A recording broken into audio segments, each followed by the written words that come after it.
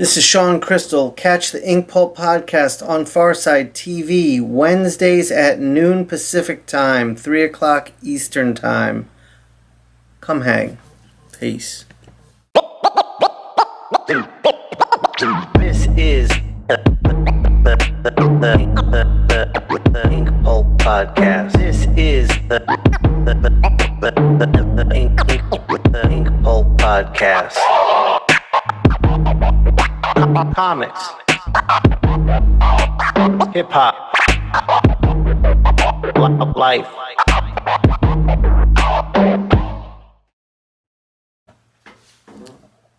Fuck Donald Trump. He just lost. I'm not going to go on and on about it. It's just nice to feel balance being restored, normalcy coming back. I am definitely worried about the reaction that's going to happen, and I'm worried about this is going to be fucking scary for a little bit, real scary, because he's not going to go away, and he's definitely not going to go down without doing as much damage as possible. But fucking, hey, cut him out. Just get him out. That was good. I can't concentrate very well right now. Like, this just happened like an hour ago. And I've just been on the phone with so many people, texting and talking. My brother and I were on the phone for like half an hour. So there's hope. I'm filled with hope again. I see goodness winning over evil. And I think that was one of the hardest things to watch happen, was evil was winning. Okay. Enough about that. I had a story I was going to tell on this intro, and then that happened, but I guess it kind of ties together. I was on a plane. Let me close that Facebook window, because goddamn, these motherfuckers won't shut up. There it is. I couldn't find it. I was on a plane coming back from Portland, where I was shooting 2 episodes of Inkpulp Instruction, which, if you haven't got on board yet, hop on. The campaign's coming to an end soon. And they board you very specifically, and they ask you to deplane very specifically because of COVID. They want it to be safe, they want it to be efficient, and they want everyone to be protected.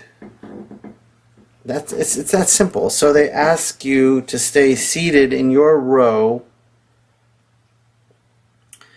until the row in front of you is moving off the plane. Then you can get up from your seat, grab your bag from the top bins, and get the fuck off. So they're just asking you to stay seated.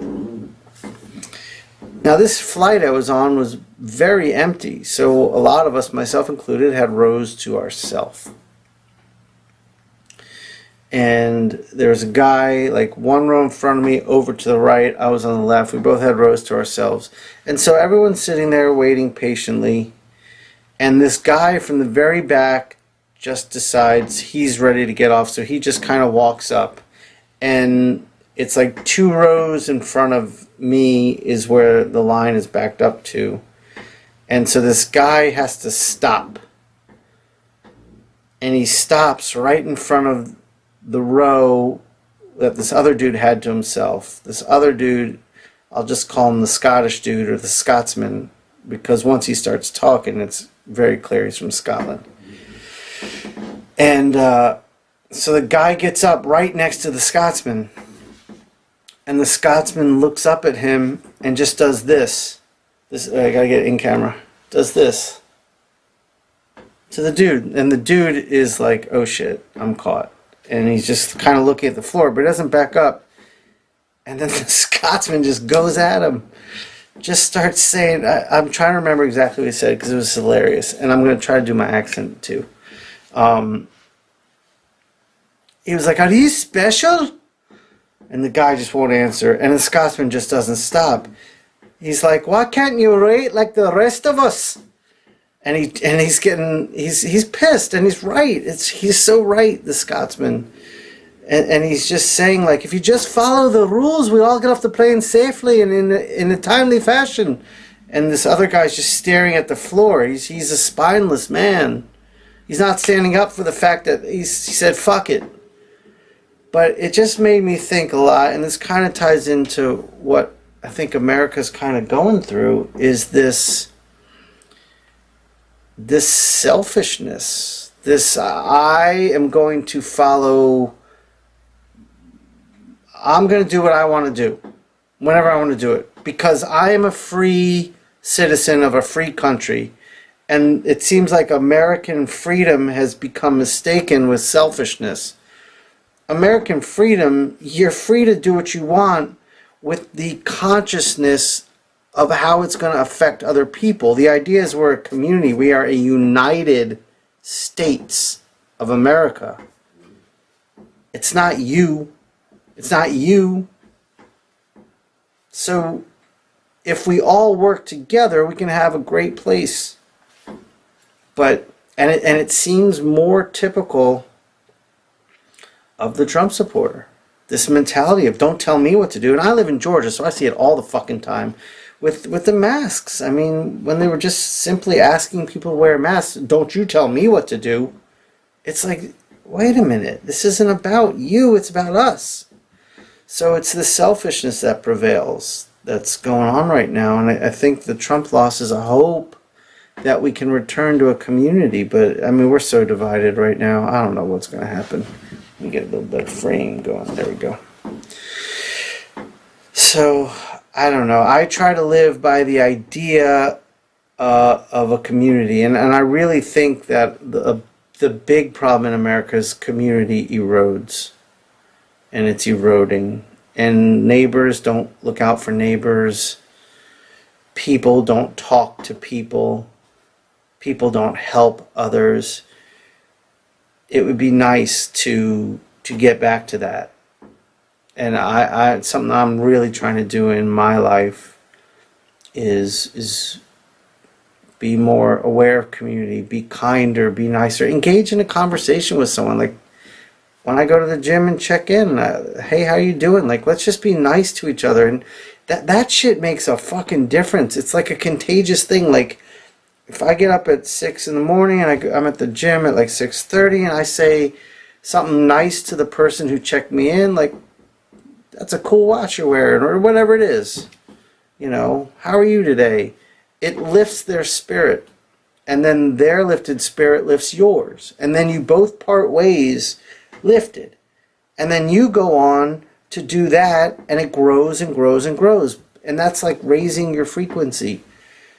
And we all have that power within us, and then we can also do the damage. We can be down. You can walk in all depressed and upset about something and talk to someone, and it might be legit, and I get that. I mean, bad shit happens and we get upset, but if you walk in and you're really blue and you say it to someone else, you can bring them down, and then you can spread that out.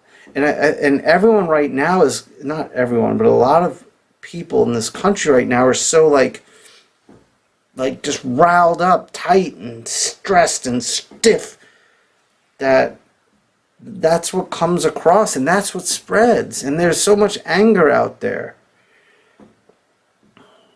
I think if we all just work on ourselves a bit, get that anger out, get to a more peaceful place inside, we can make everything better around us.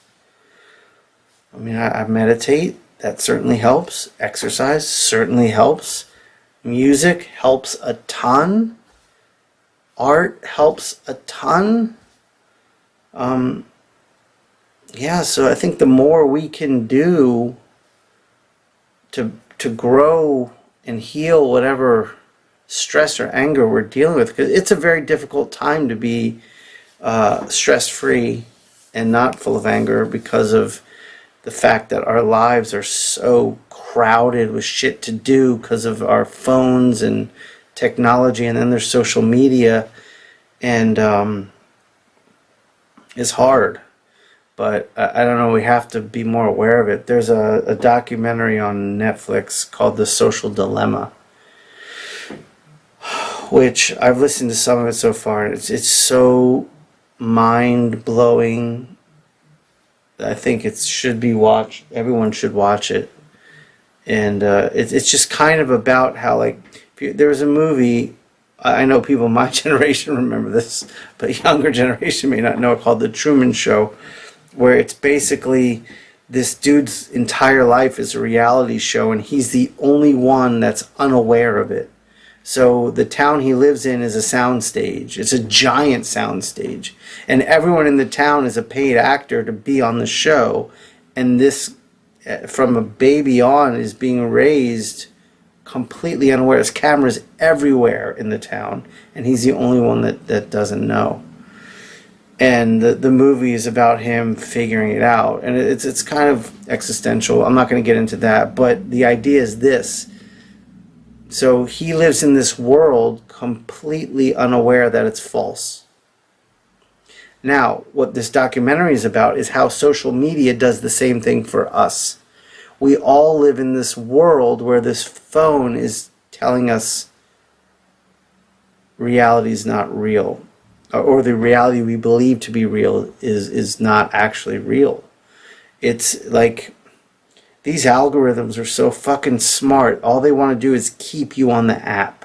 And they're going to do anything they can to keep you on the app.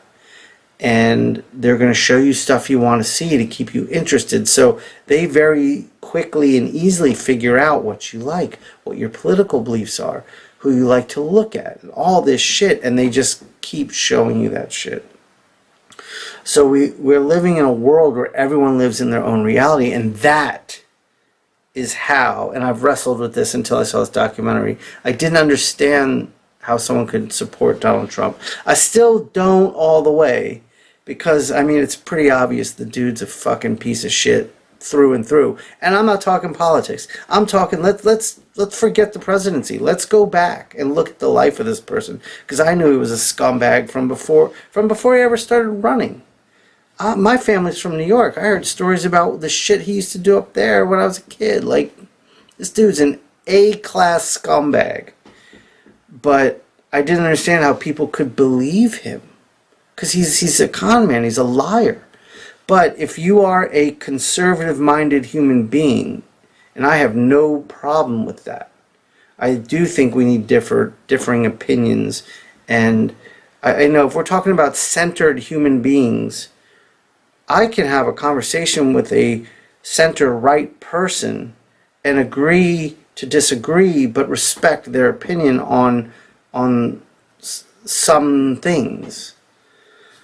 So if you're from that mind and your Facebook is showing you, like, you know, Joe Biden's a pedophile, and you just see it post after post, and it's knowing that all of your friends on Facebook who think this way are thinking that way, they're thinking the same as you, so it's showing them all the same shit, and everyone's talking about it on Facebook, and they're only showing you the people who are like-minded. And then you go to the grocery store, and there's a clerk there that's checking you out that sees your little Trump sticker, and they're Trumpy, and then they get going too. It builds a world that doesn't exist, where all of a sudden Joe Biden's compromised by China. Not Trump, but Biden.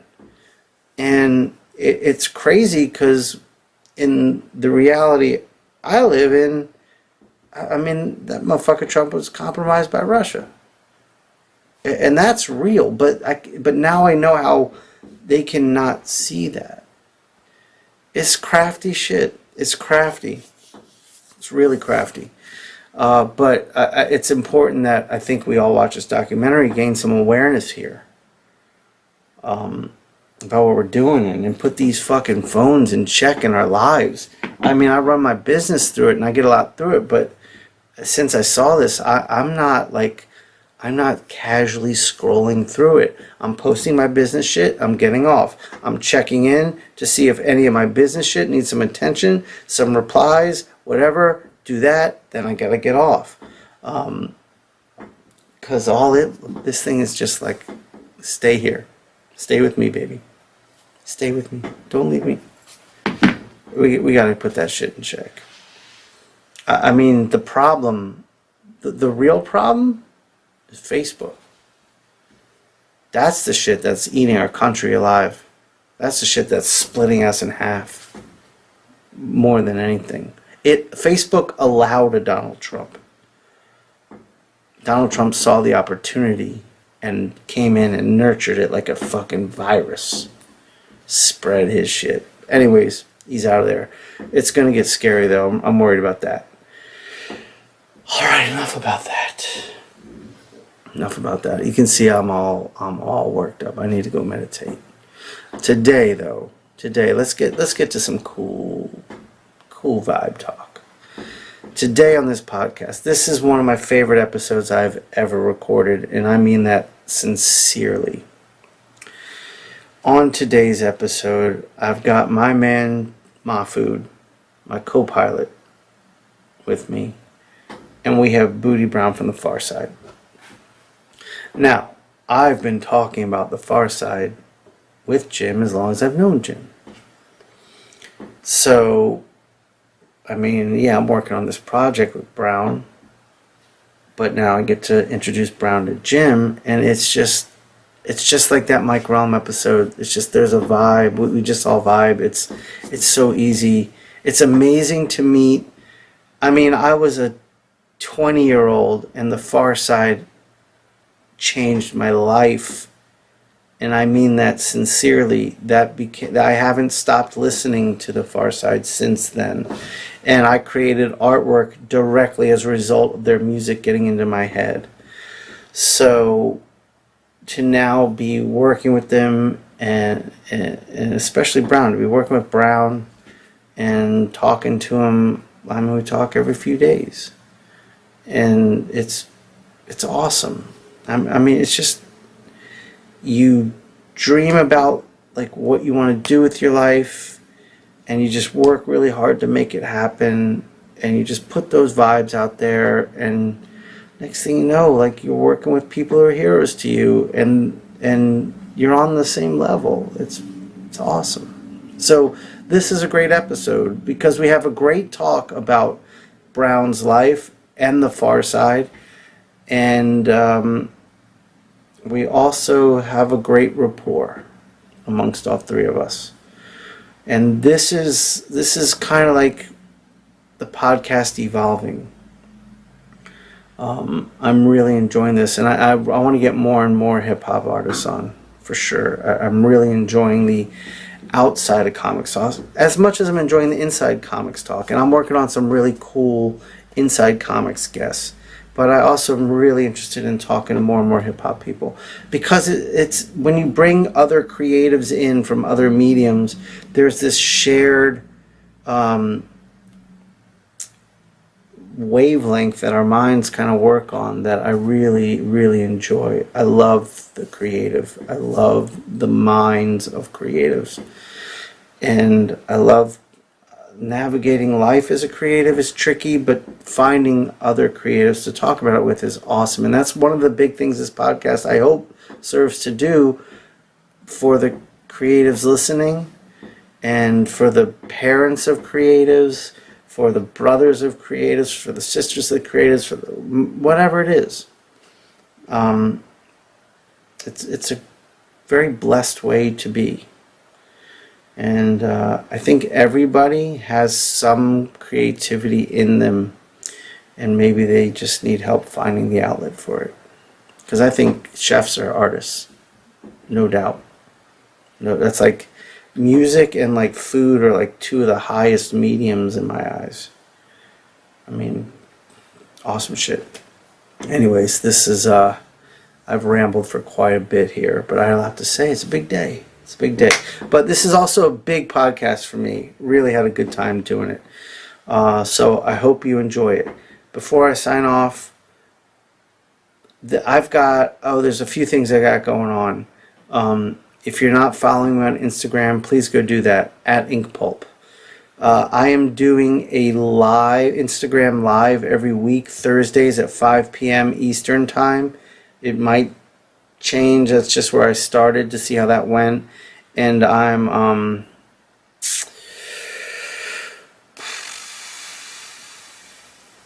just get my thoughts together here. I'm gonna post, like, every week there's gonna be a topic, and I'm gonna make little flyers. So if you do follow me on Instagram, pay attention to my story, and please like and favorite a lot of posts so that it will ensure that you see what I'm putting up there, so you don't miss anything. I know I've got the same time, but like every week I'll have the same time, but it's gonna be different topics, and I'm gonna prep that earlier in the week. So there's that. Inkpulp Instruction Episode 1. We've got about 3 weeks left on that campaign. Please check that out. The link is probably in the comments below. If not, it's on my Instagram profile. I'm learning about posting links and how I can bury shit, and you know, I don't like that so much. So I'm just trying to grow my engagement and grow my followers on everything. So follow me on Twitter, follow me on Facebook, Instagram, YouTube. If you're not following me here, click like, click subscribe, and comment. I'll get back to you. I always do. I think that's about it. It's a good day, America. We can all exhale a little. And I think one thing we really all need to think about here is how we can bring community back together. There are a large portion of Trump supporters who are fucking racist. That there's no doubt in my mind about that. And I'm trying to reconcile with, I know good people who support him and vote for him, and they're living in that other reality that their phones are telling them. I don't quite understand how you can't see through it, but they can't. I think if we all just write them off as assholes and racists and pieces of shit, well, we're never going to fix the damage that's been done. So my hope is spreading love and kindness. Maybe we can wake people up from the fog a bit, the ones that can be woken up. Because I don't know, maybe this is ignorant. I don't believe that half the country is just racist. Is that ignorant? It might be. Maybe it's just hopeful thinking, but I know a large portion is. I have no doubt about that. I'm not blind, but I'm hoping maybe 75% of us are not, and maybe even if it's 60, at least we can be the majority. I know America was founded on some fucked up shit. We got a lot of work to do. We got a lot of fucking problems, but the cancer has been removed. The tumor has been removed. Now we have to treat the cancer. Is that a profound way of saying it? It might be. It might be. I'll see you next time. Peace. Say a quick thing. Yeah. Say what? Because the low end theory, man, that's where Odd Future and stuff started showing up. And I was friends with Willow, Gaslamp Killer. Right. And that was him and Flying Lotus and the Brain Feeder guys doing the low end theory. And then I live close to Fairfax in Hollywood, and I would see Tyler and the Odd Future kids before they blew up, when they were just little teenage kids talking shit to people. And then is the low end theory a club in LA, I'm guessing? It was a night. It was a weekly. Yeah, so low end theory was how can I say? It's kind of they started. I can't even think of the day parties they started doing. I don't know why, but low end theory was here. They would have one here in LA. They would do one in San Francisco. They would do them kind of all over. So it's kind of like a movement, I would say, more than it's just this. People would get together in different locations and then have this, like you said, Gaslamp was part of that, and I know Flying Lotus was part of that whole movement. And it was kind of like a graduating from the Dusk era. So where Mirror One was kind of like doing live painting during people's DJ sets and like that. Low End kind of brought in, I think, like the video kind of age, like you started seeing like the screens and the video stuff started interplaying and graphics, live graphic kind of things were more in place with the Low End theory, I think. Yeah, and it was cool because like I feel like those guys made it a bit more like experimental and avant-garde than Rootdown. Like Rootdown was like hip hop, funk, soul, and Low End Theory and those DJs kind of took it and put their own little twist on it of like, let's make it a little more experimental or bugged out or arty. And so I like both a lot, man. Yeah, for sure. You know? I think to me, I think that, you know, like a lot of people don't know, like Flying Lotus is related to, I think John Coltrane is his uncle. What? Oh, no, yeah, Alice Coltrane is his. Yeah. So he's. Yeah. So I think like when I first saw him and they, you know, that was the first thing people told me. So I was like, man, I'm expecting something different from this guy. You know what I'm saying? Like it was just that whole mental thing of like, okay, this guy is coming from a whole different. And it kind of shows in his music of like what he does of like, okay, like he's doing, like you said, like an avant-garde type kind of guy where he's just doing like new breaking kind of stuff. So it kind of interplays like this is the new level of like that John Coltrane, that jazz that was kind of done back in the day where people were breaking different grounds. So you guys ran in the same scene, just never met? You think? Yeah, I don't know. I mean, I might have been high or something, but we might have met. But I don't. I think you'd remember that one, Jim. Yeah. I just think at that time, like everybody was, you know, you're just young and you're just enjoying the time, you know. And so like you may even be in the same circles, know the same type of people, just run into, because he said Breakerstra, which is, you know, like basically like Chuck, who's one of our keyboard players, he's in Breakerstra. Oh shit, okay. Miles, who plays drums, he goes out with Breakerstra. Danny is another keyboard player. He went out with Breakerstra. Like they play in a group called Oregon. So it's like, you know, like, but I think like with anything, I think it's always like when people describe, like talking to Fab Five Freddy and he describes New York back in the 80s, like, oh yeah, you know, these punk guys would come, you know, we talk to the Clash and Blondie would be there and, you know, these different artists, you know, Andy Warhol or just all those people. And then like, I think it's the same. Like you always have that same type of vibe of where artists get together because I don't know, I think it's just a like-minded type thing. But then the industry, no matter how many people, it's always small, it seems like. Definitely. Yeah.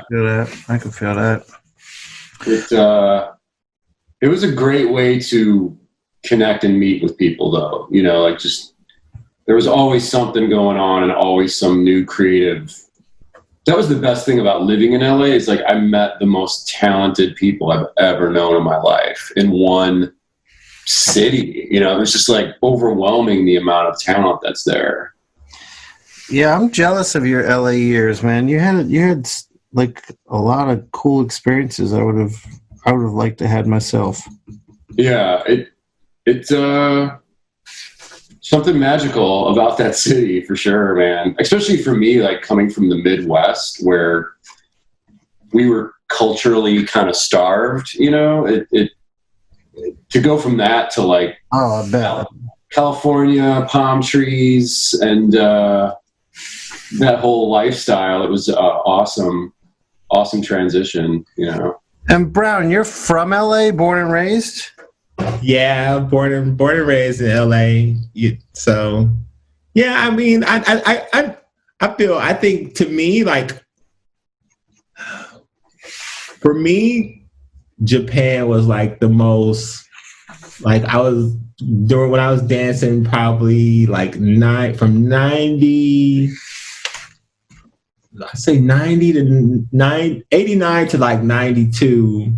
I would go back and forth to Japan a lot, and I stayed there for like 6 months at one time. Well, you said when you were dancing, what were you doing like with dancing? I used to dance with this she was a Japanese house music. She was a house singer, and it was, it was different. It wasn't nothing that I was used to. I mean, like, we're hip hop based, whatever, but dancing, I think, like, kind of, if you like to dance, you just kind of like to dance, like, you know what I'm saying? So music, not saying music was music, but it's more like vibration kind of thing. Right. So were you like performing dancing? Oh yeah, for sure. Oh, I didn't know you did that. Yeah, that was the start. That's how I met, like, everybody. Like, that was. So you grew up, you were into hip hop, I assume, growing up. Not really. I would say, like, hip hop didn't really come to me till like 2021. Because after high school, I went straight to the service. Oh, did you? Oh, wow. Yeah. What branch? What division? I went to Marines right after. Holy shit. Yeah, so like my graduation day, the next day, I was on a train. I was on a train going to like boot camp, like the day after, like almost like the day after everything, like high school. So I assume that you were always a creative spirit. I mean, knowing you just the time we've known each other, I mean, you're a full-on artist. So did you always have that in you?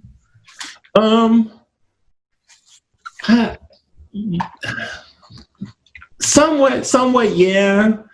But I think, like, for the most part, because I did everything. Like, I mean, like, I always say, like, if I was to, like, go right now, if it was, to some people may seem unfortunate, but I think, like, I would say, like, I almost lived somewhat of a full life. I never had the rich side, which I would like to experience. You still got time. You still got time. It's not over yet. Yeah. But, but I'll say, like, as far as everything else, like, I worked for my dad when I was young. Like, I've had all kinds of jobs. So I think, like, compared to, like, how other people are as far as, like, the music thing, like, I wasn't 7 and knew, like, oh yeah, I'm going to be a hip hop star. Like, hell no. Cause that wasn't something I even thought about. I think I came into the music because basically we were dancing, and it's kind of a crazy story. So anyway, we were dancing, and I used to date this girl. And always a woman involved. Yeah, for sure. So I dated this girl, but basically, like, before I dated, we kind of like created this girl group. We felt like, oh man, there's no girl dancing kind of group. So we wanted to create this group. So anyway, creating this group, going with this girl, and this audition came up. So, like, while I was dancing. And I got to give a shout out to Tony Basil. Like, man, Tony Basil. Oh, word? Is like, I always have to tell people, like, man, she's the one that set it off for so many people as far as just the whole dancing thing. Because Tony used to do a lot of Bette Midler's shows and stuff like that, Broadway plays and things like that. So Tony always kind of had to hook up. So, it's just freestyle dancing in the club, and Tony would be like, oh man, I got this audition for Janet. I got this audition for all these people. So shout out to Tony Basil. But anyway, going back to the story. So this girl I was dating gets this audition for this Michael Jackson Remember the Time video. So I'm like, oh shit. I'm like, at this time, like I'm a dance teacher at one of the places teaching, you know, all these people that come dance, whatever. Did you study dance, or you were just dancing for fun and got to know it that way? Well, I was dancing for fun, but that's the thing with like Tony Basil. Like she basically, if you went to her house, she had like every videotape of like all the dances that you would want to see, from tapping oh shit, to hip hop, pop, locking. She was just like, man, she just had the records. Like she was all knowing of just all the stuff, and she would put things together. So like there was this song like Herb Albert back in the day. Had this, I can't think of the video, but like he had came out with like some hip hop stuff. So like all that kind of stuff like that, like Tony Basil would be behind like getting the dancers for these videos. Not necessarily for like the hip hop kind of stuff, but more or less for like major art, like artists that was kind of using hip hop incorporated stuff at that time. Okay. Right. So no, go ahead. No, go ahead. So yeah, so this girl basically has this audition, and of course I did some fucked up shit, you know what I'm saying? Like there was this other girl that went out, and she found out that you know what I'm saying? So like, yeah, basically I didn't make the audition, and it was just so like, it was so fucked up for me, because it's like moves that they were doing during the video were like stuff that I was teaching for my class. And yes, it was like real like crazy. So like when it went down, I was just like, man, I'm fucking over this, you know, like I'm over doing dancing behind for somebody. I feel like I could dance and rap and kind of do everything myself. And so at that point you were rapping too? Yeah, so that kind of led me to like, you know what, I'm just gonna do everything myself. I feel like I can do what they're doing and do what I'm doing at the same time. Right. Yeah. So how did you get from there? I assume the Pharcyde was your first rap group you were in? So basically our group was called 2 for 2. That was the name of it, because basically the idea was like, there's two guys who think negative all the time, and there's two guys that kind of think have the positive aspect of certain things. So who was the negative? It was, at the time, it was me, it was Trey, Imani, this guy named Robert, and myself. So me and Robert were like, kind of like the positive kind of thinking guys, and Trey and Imani was kind of like, because they were friends, they went to high school together, so they were friends and all that kind of stuff. So, but then my friend Robert was just like, man, you know, I'm more into dancing, and he was like, I got this opportunity to go dance with Janet Jackson, blah blah blah. He's like, I'd rather take this opportunity to do that. And so dancing is how I met Fat Lip, because basically Fat Lip was rapping at the time, and being that, you know, we were dancing around and people kind of knew us. So he was just like, oh man, you know, can you guys dance for me? I know that you guys could just bring people to the whatever. You guys, you know, got this kind of fan base. So I was like, oh shit, you know, what the hell? We'll do it. And so it's just weird, just like you know how Jim is saying, it's just like a weird circle in LA. Like you'll bump into one person, you're doing one thing, and then all of a sudden, like you'll meet that person again somewhere, like, oh shit, I remember you.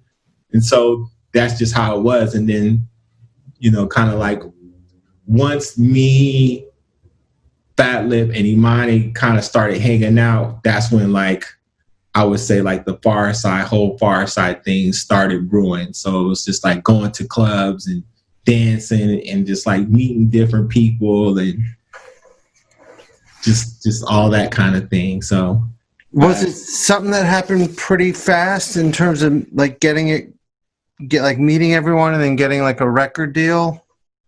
No, I would say like it took us 5 years. It took about 5 years, a little, because yeah. So let's say like we probably met.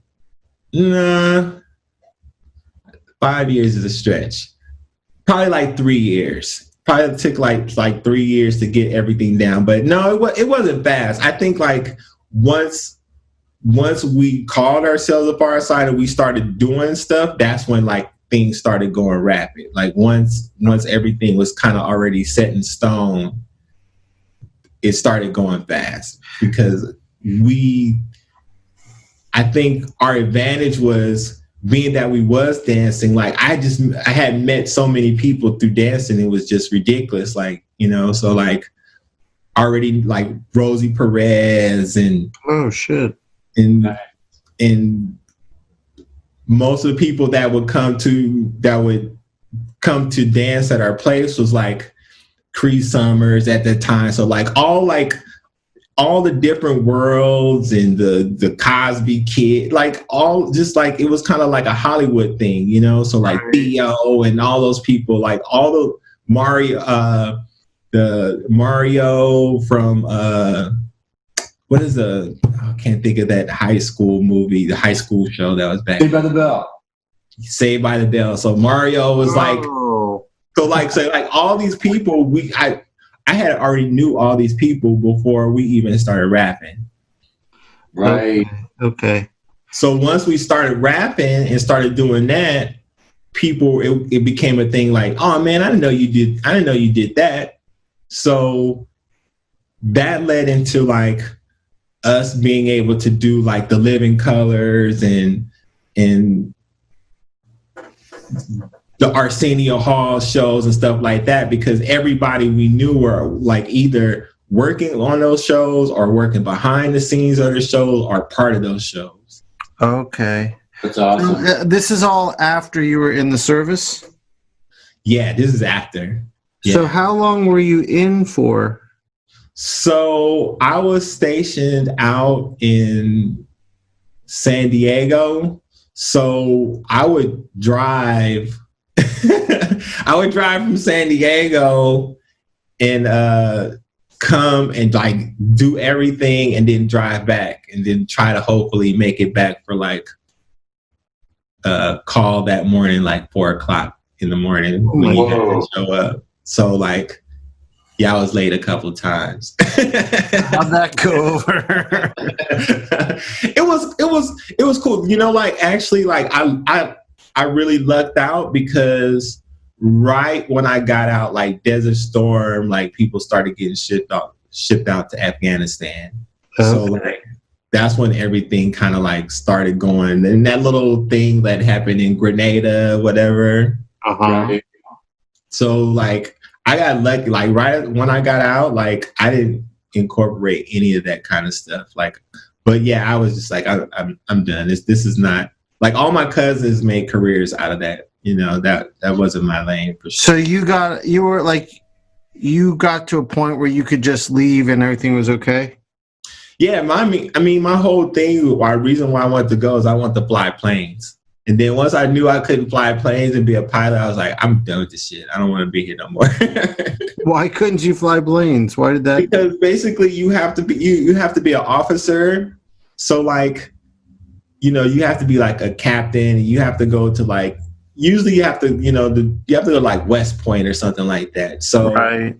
The way that they would trick you was like, oh man, if you go to college, you get your schools, then, you know, basically the difference between like enlisted or like an officer is basically like you went to school, you studied a little bit more. So like you could have somebody that went to West Point that's younger than you and they're a captain, you know? Right. And you could be in like, you know, there's enlisted guys that's been in for like 20 years, but they got to follow this person that just came out of college.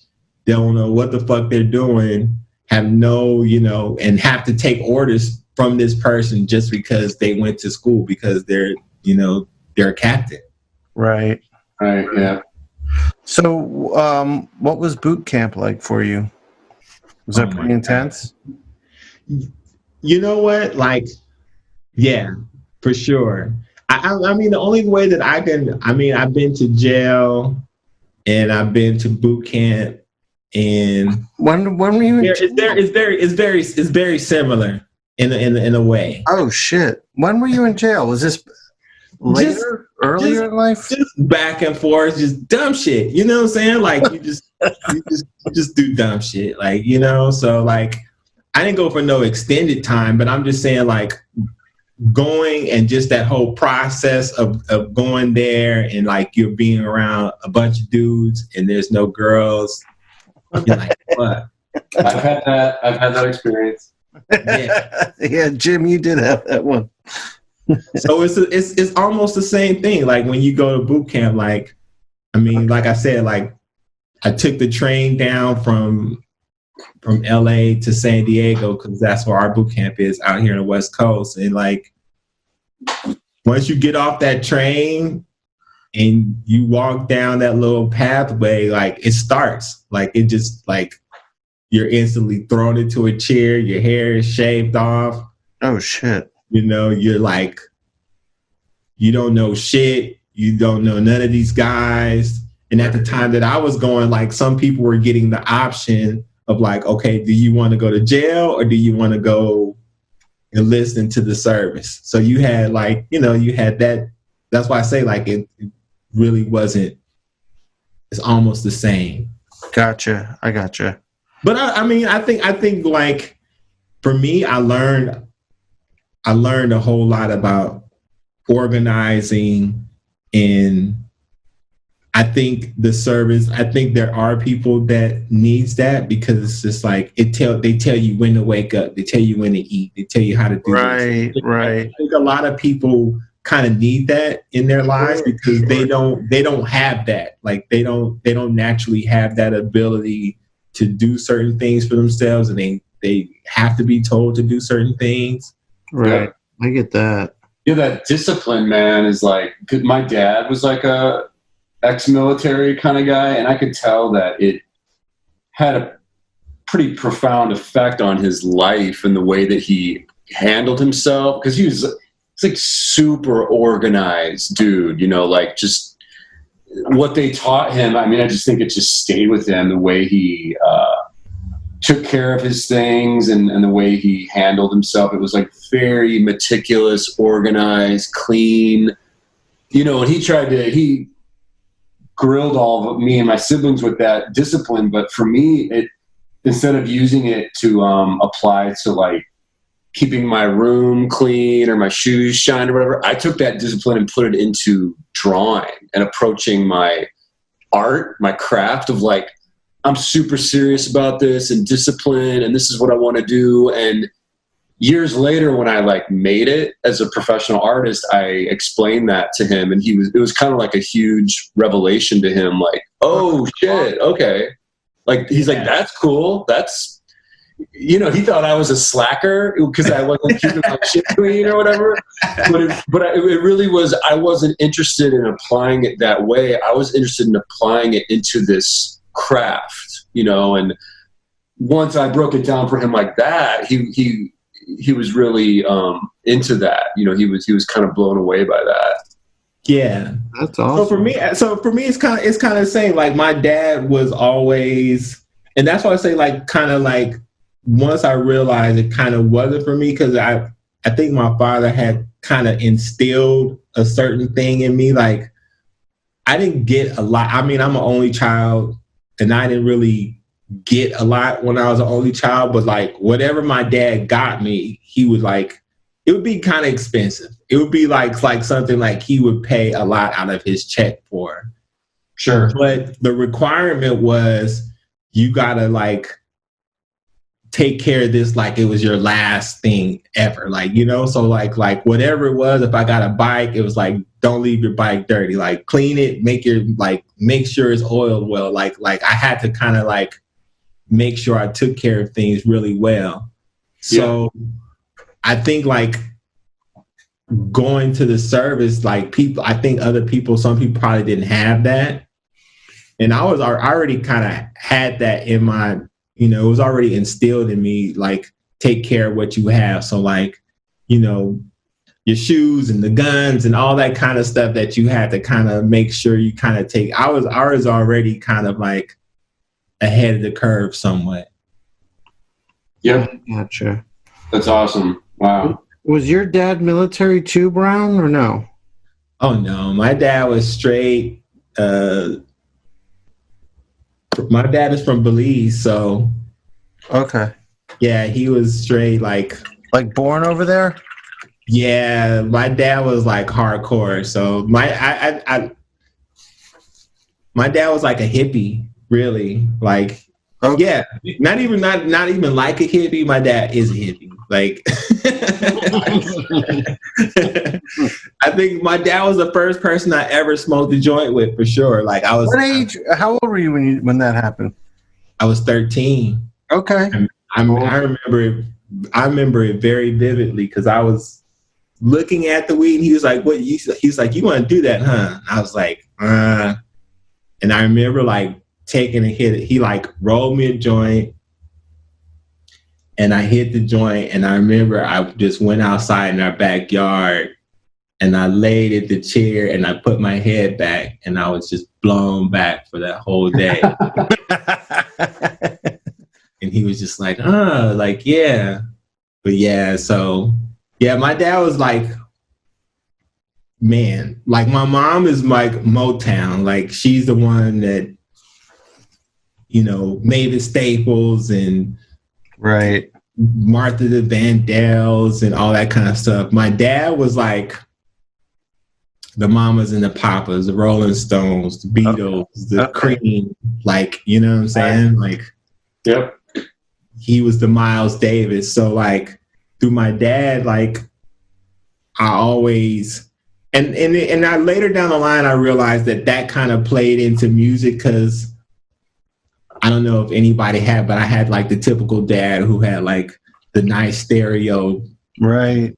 He didn't want anybody like, don't touch it. Don't touch right. I remember that. Yeah. Don't touch my record. But the only time that I could play records was like when my dad's friends would come over and everybody, you know, like everybody's playing cards and dominoes and stuff like that. So those were the times where I actually could like, I didn't call it DJing because it was just like, hey, you know, just go play some records, like, because they were already busy. So like, I would kind of get a sense of like, it gave me a sense of like music and what fit the mode better. So like, if it was during the day or something, like start off like, oh yeah, I would play some Stevie Wonder, you know what I'm saying? Like, it's kind of like celebration kind of music, little thinking, but like, later on, like when the games got serious or something like that, like, oh yeah, I'm gonna play Miles Davis. I'm gonna play, you know. So it kind of gave me a sensibility of like mood and a time, like you could kind of like judge what's gonna kind of like excel, you know, make that mood excel in some type of way. Right. Yeah.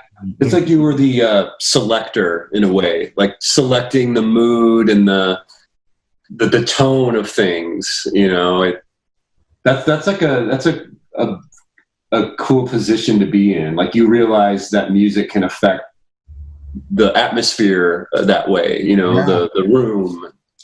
Yeah, I mean, it's kind of like how when I see like artists and you guys doing, you know, like what you guys do, it's like to make that, like, it's the same face, but making that face, you know, whether it's a smile or a smirk or, you know, like that changes the whole mood of what the next page is going to be or how somebody's going to interpret what's going on at that time, you know? Yeah. So with your dad being like a hippie, were the arts important in your house growing up? Oh yeah, for sure. For sure. Like I you know, it's like certain things you never like you don't pay attention to until like I want to say I probably was like 35 when everything came like a rush came back to me. It was like, oh shit. Like I never put these pieces together that was this and this was that. Right. But my dad is more like he's like a carpenter. So like yeah, for sure I know my dad could build a house. Like there's no doubt in my mind that he could build a house from like floor up, from electricity to the pipes to just everything. Like so like contractor stuff. Yeah, like he just knew how to do that. That shit would just blow my mind because I was just like, how do you know how to do that? You know, like right. So I looked at what he did was kind of like it was like artistry to me because it was just like, you know, how do you make that wall just come out like that, or how do you know the pipes and how do you know how to do certain things? And then, you know, he had his he would do some carvings or something like that, or right. You know, paint on the side and stuff like that.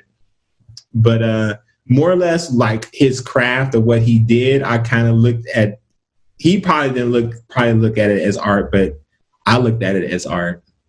And that kind of excited you to think about doing creative stuff at a young age? I actually wanted to be an architect. That was really what I went to school for. That's what I wanted to do. I felt like I wanted to build houses. Nice. Yeah. Where'd you go to school at? I went to high school and I went to like CC. Like I didn't go to no major university, anything. Like a lot of things took different turns, you know? Like I really wanted to go. I thought I was going to be a track star at one time or a football player at one time. I was just. So you were an athlete too? Yeah. Yeah. Like at our school, our school had a very good athletic program. So like on my football team, you guys are just younger than me. So we had this guy named Ricky Irvins. Ricky Irvins played for the Redskins. He won a Super Bowl. Oh. So we had Chad played for Brown played for the Steelers. I want to say like out of our football, we had like 5 people that actually played pro. Oh, wow. Wow, nice. And, you know, we had like Stacey Augman. So like our basketball team, track team, like, yeah, like I saw like, I can't think of the coach from Nebraska. Like we would just see they would just come down to our practices and like, we would just see these college university like coaches there like on the sideline. So it'd be kind of crazy sometimes. Wow. So they're scouting out like potential talent and yeah, we had a like our quarterback at that time, his name was Vince Phillips, and like he had the option to either play football or sign with the Yankees. And I remember he signed with the Yankees like wow, right out of high school. Oh shit. Yeah, this is not a typical artist lifestyle, going into the military and possibly sports. Yeah. No, I mean, I can honestly say like that, like none of that hit me until like 21, 22. And so like, that's why when people always ask, they like, well, what was Bizarreride? I was like, man, you just have to understand, like we're in our 20s. Like we wasn't like high school kids. So like, right. Our excitement of like, oh shit, we're not going to be bums. right.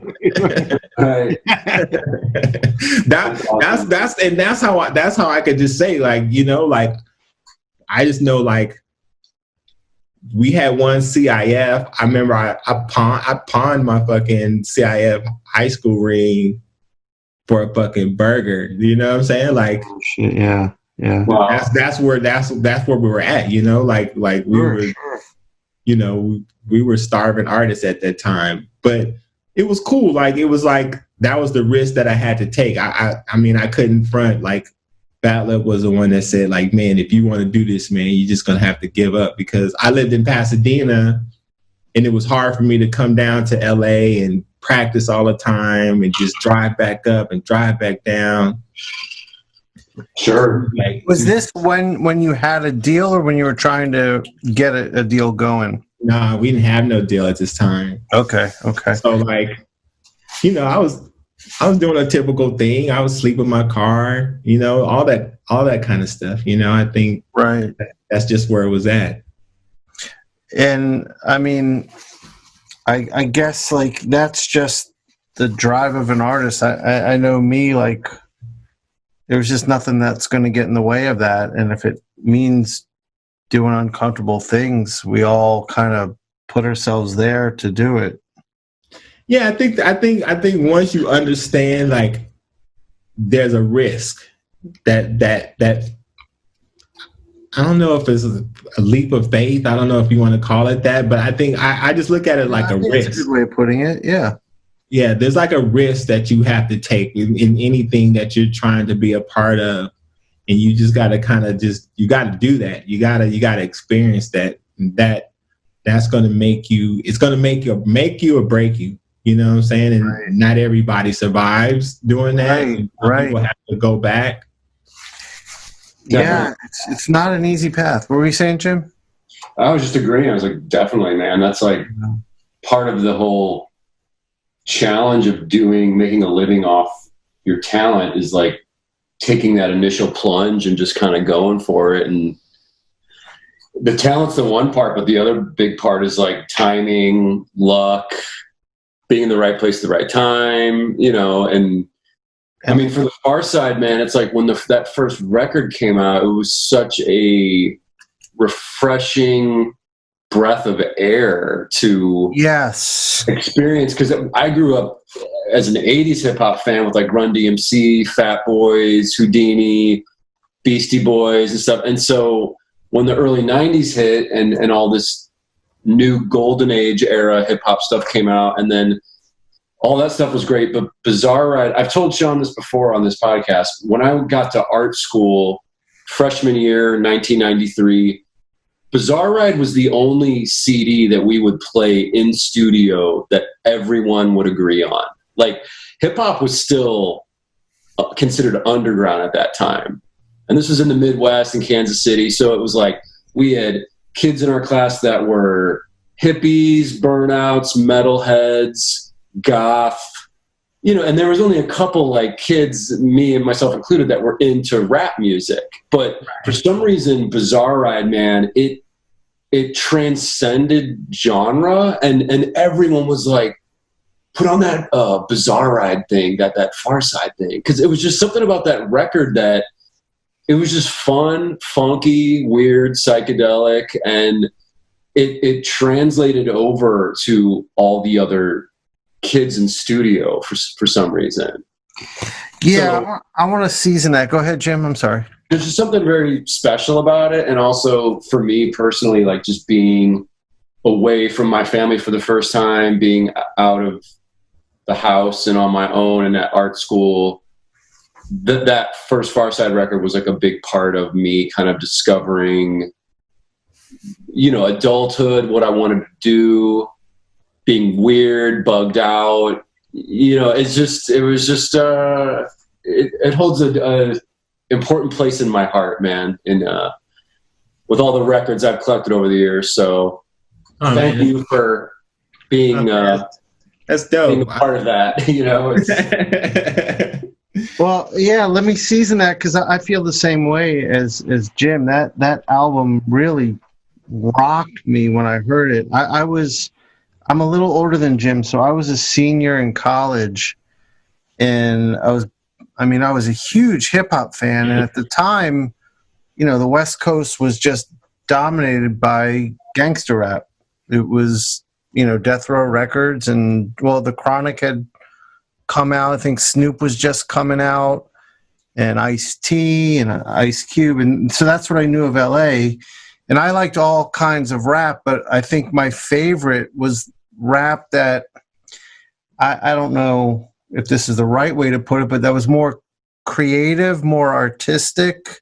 So like De La and Tribe, I mean, that was really my language. So then to hear that in a way I've never heard it before, and coming from Cali, that just blew my mind. And it was also, it felt like, I mean, the first track is Oh Shit, and that felt like the rap I listened to when I was a little kid. Like it was like fun party music while being art. And there were tracks on that, especially. I just listened the other week. Is it Return of the B-Boy that's on that album? Yeah, for sure. Yeah, you guys did that old school track. You got it right, but added something new to it. That album is very special to me. But for me, it was Passing Me By. I hadn't heard such a personal rap experience before, like talking about like your first love or crush or whatever. Like it was so refreshing to hear that in rap. And Brown, I know I've said this over and over, but the way you just lead into that song, it's like my favorite like voice coming into a song ever on Passing Me By. Yeah, I mean, I think like for me, I mean, I was in hip hop. I don't, but it's weird though, because like I don't know, Jim, if you were around long enough, like we had dance groups back here in LA, and so like the music that we actually listened to when we were dancing back in the day was more like Kraftwerk, Cybertron, yeah, like Egyptian Lover and Egyptian stuff. Lover. Yeah. So basically, like if you talk to anybody, like I say 45 and up, basically we all called it the trendy days. So like basically it was more or less like you listen to this sped up, and even when we listened to Kraftwerk, we sped it up at like 45. So like when you heard it, like it was just like extra fast, like, you know, so like, and you dress like as what people call mods, like, you know, like from London and stuff like that. You wore, you know, you had the Vespas and stuff like that. You danced to this different music. So like hip hop came to the dancing scene. It was like, oh man, like what's this? Like it kind of changed everything. And then you started seeing more, you know, Big Daddy Kane started coming to LA, and you started seeing like, okay, what's this? But like it kind of was like a shock almost, because like we liked what we liked at that time. We liked the, you know, our vibe, like, you know, I guess the Detroit kind of electro funk kind of stuff was our vibe. Right. So when we started getting into hip hop, I mean, our first thing was, you know, like I just remember Milk is Chilling. Like that was just like, that was like, nice. That was like doing the Running Man to that song, and like, you know, and the Herbie Hancocks, the Rockets and stuff like that. You started seeing like this whole little thing started coming. But yeah, I our whole vibe was always, we wanted to do happy stuff. Like our first song, even when we were 2 for 2, our first song was called We Wanna Party. So it was just like it was always kind of like, we always was on a fun kind of happy kind of thing that was just always there with us. But I think what made the difference was that we always want to come from our own perspective. And so I think that if you couldn't, I think out of 4 people, like you would find, oh, this fits me, this perspective that this person is coming with, I experienced that. So like when you heard a song, you could you could attach yourself to what maybe this person was going through. You know what I'm saying? Not necessarily saying you get all four kind of people doing certain things. Yep. Did you? So, Go ahead, Jim. Go ahead. I just had a quick question before I forget. Brown, with the first group, were you guys actually recording music and like making demos with the first group before you were Pharcyde? And did that just morph into Pharcyde, or? Yeah, so I would say we probably had about 6 or 7 songs as 2 for 2 before we did Pharcyde. Pharcyde didn't really come to after Robert had kind of left, and then we were hanging out with Fat Lip. He was he was Jammer D at that time, so he was solo. So like when we started going out and dancing, it was just like a thing of like, oh man, this is natural for you. We should just come up with a group, and come to our, like we should just take it to the next level. And it was like, it just made sense. Right. So then that's when we started that. Yeah, it was like, oh yeah, let's kind of come up with the name and the idea of all that kind of stuff. Nice. Okay. And then, so you got a deal and you started recording Bizarreride? So actually we worked at the place that we were at was called SCU. So it was kind of like an after school program. So this guy named Reggie Andrews, who basically was like a writer for like, he wrote the song Let It Whip for the Daz Band. Let It Whip. So like he knew Herb Albert, and A&M had funded him some money for like an after school program for like up and coming producers and stuff like that. So he had like all this equipment, and he was a music teacher at this high school called Locke. It's like a high school like in Watts.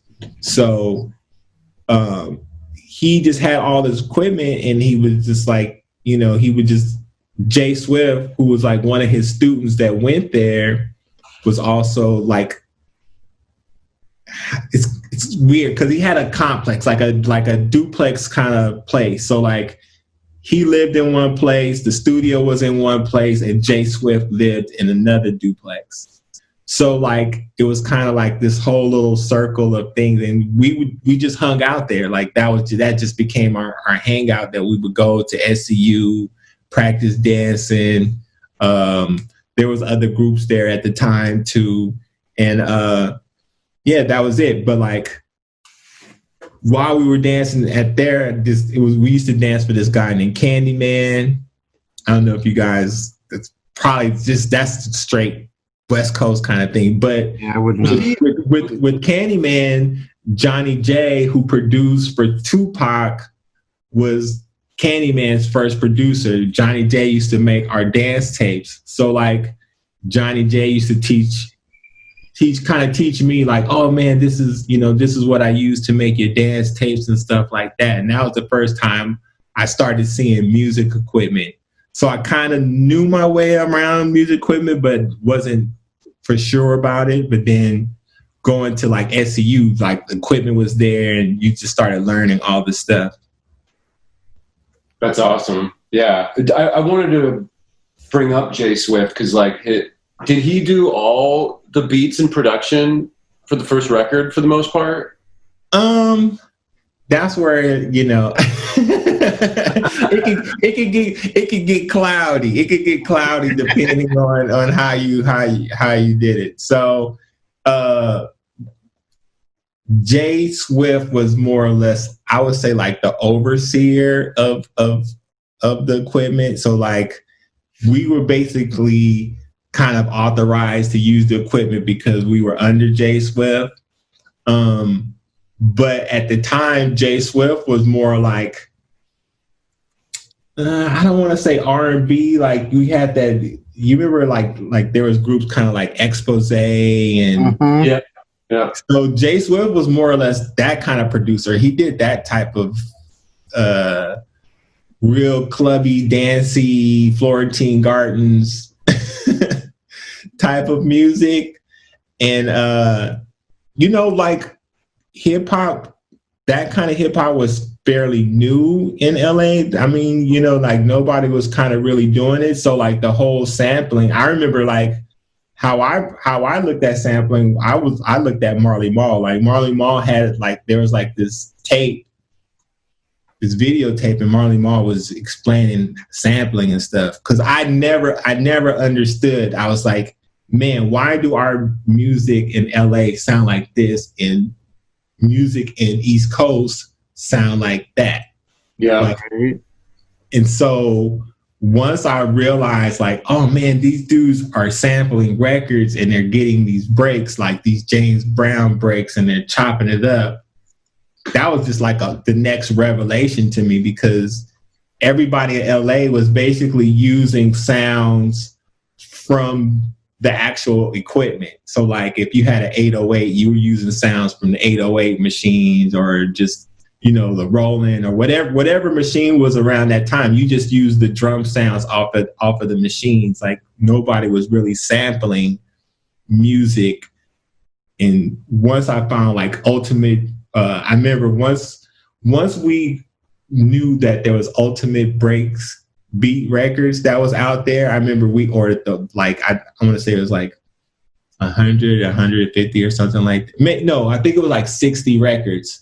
We just ordered like all 60 records. Like, we gotta have these records. Like, this is gonna make the music that we're gonna make.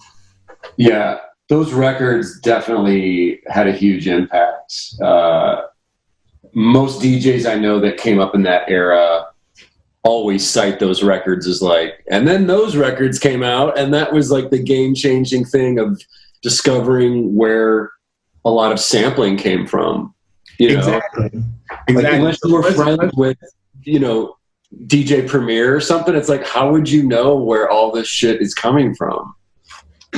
Yeah. So once you got the records, you and if you looked at it, because they had some of the records had like, they would kind of mess up the titles a little. So you would kind of you would know what it was, but they would kind of like take a letter out or something like that. So you're like, oh shit, they're getting this music from old records. So then that took me back to like my dad's collection. I'm like, but my dad got all these records, and I never, you know, and then it started like this whole like replaying my mind started coming up, like playing Stevie Wonder and playing Earth, Wind and Fire and playing all these records. I'm like, fuck, like I know this bass line. I remember this. And then it started clicking like, man, I could take this bass line from this, take that from there. So like things started kind of like piecing together once I started seeing that was a method that people were using to make music. Right. That's a whole other science, man. That's a whole other way of making something new, you know? And then you got like, was it the four of you guys as MCs, was it a natural fit the way that you were rhyming on records together, or was that a dynamic that you guys kind of had to figure out? I think it was a natural fit. Like we wasn't put together. Like there was no A&R to say, hey, you guys, you need to meet this guy. Like that's where I say like Jay Swift was kind of like unique in his way, because he just invited everybody down to this one spot. He was like, man, you guys should come down here. You know, I got this equipment, whatever. And so like we all met up at this once, like we all met up at SCU, and then naturally we started formulating, you know, smoking weed and just kind of like, oh man, this would be dope. Let's try this. Let's try that.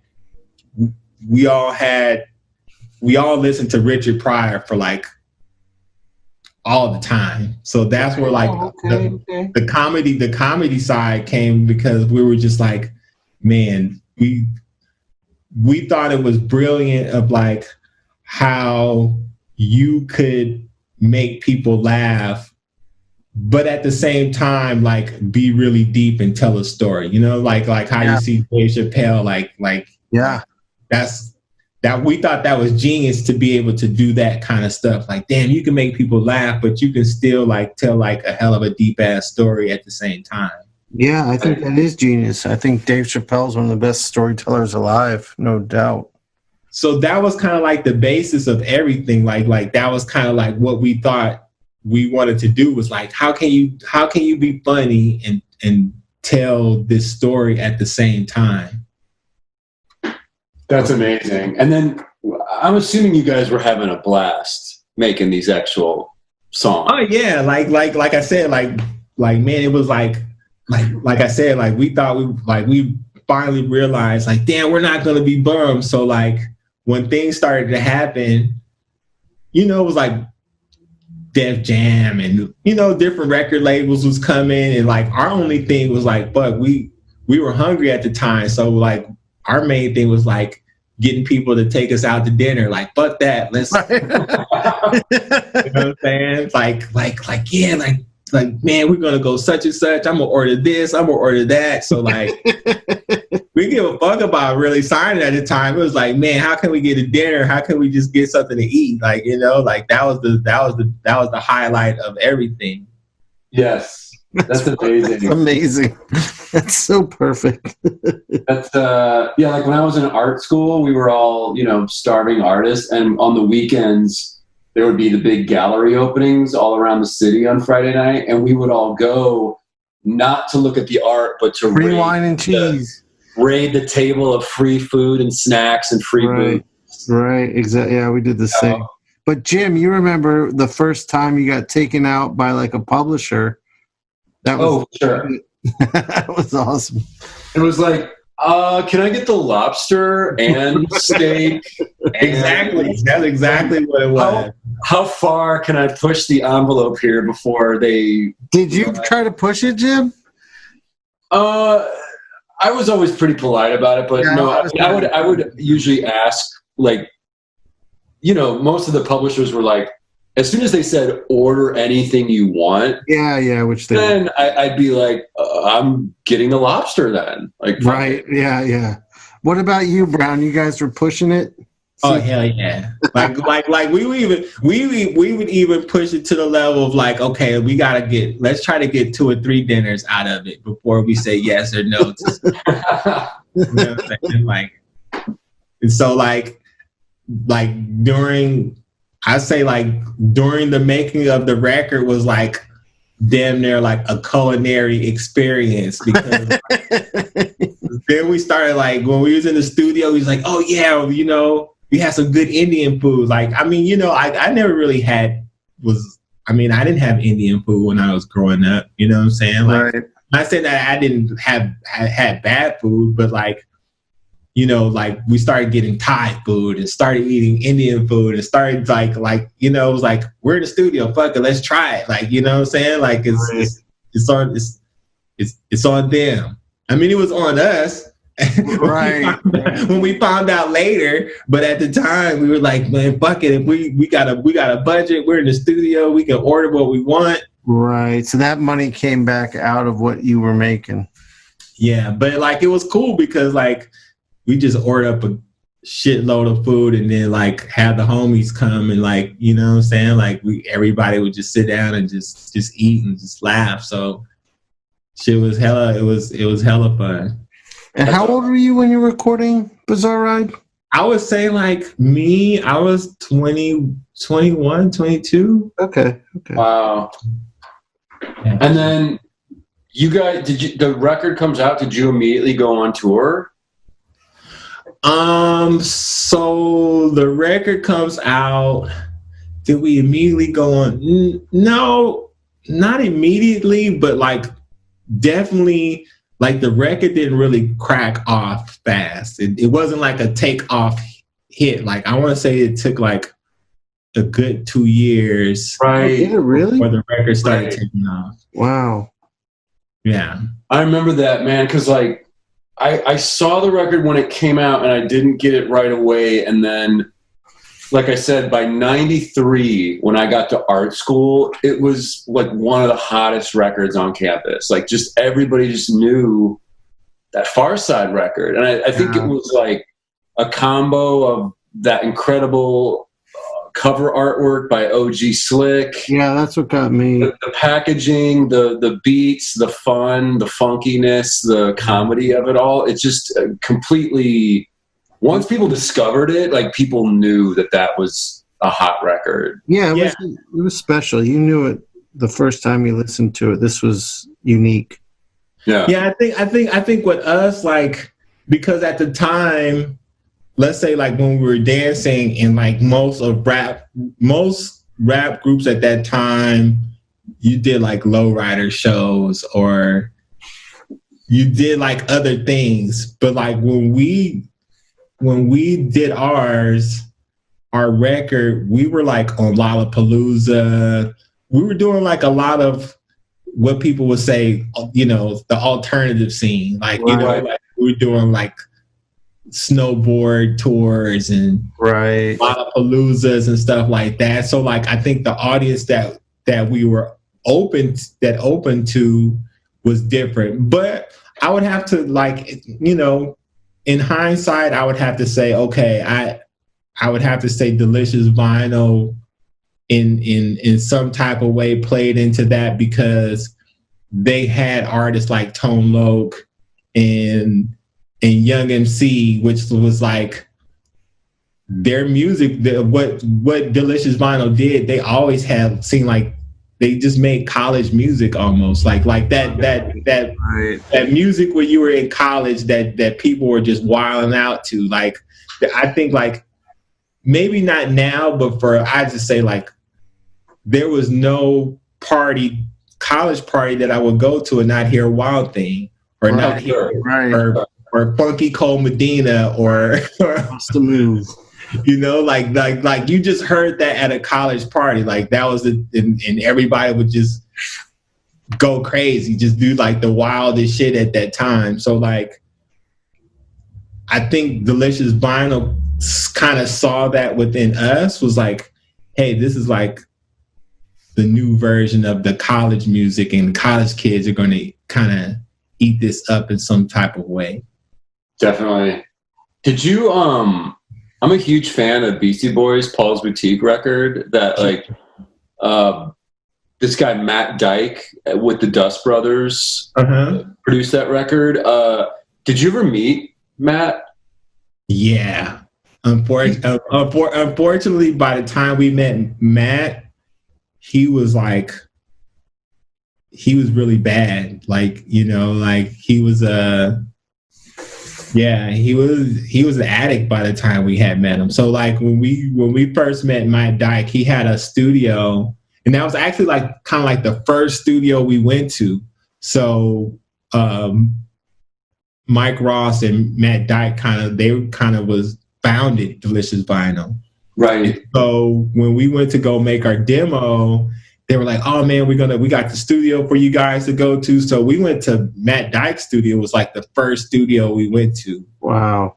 And I just remember when we saw this shit, it was like, it looked like where Frankenstein was made. Like, and I mean exactly like that. Like it was cobwebs and like crazy, like just like shit was just like kind of just crazy around there. And I remember meeting Matt Dyke, came out like the back room, and like, yeah, he was pretty bad at that time. Like he had fucking like snot running down his nose and like, that's so sad, man. He was such a genius. Like all the research I've done about that era, it's like all these Dust Brothers was the shit. They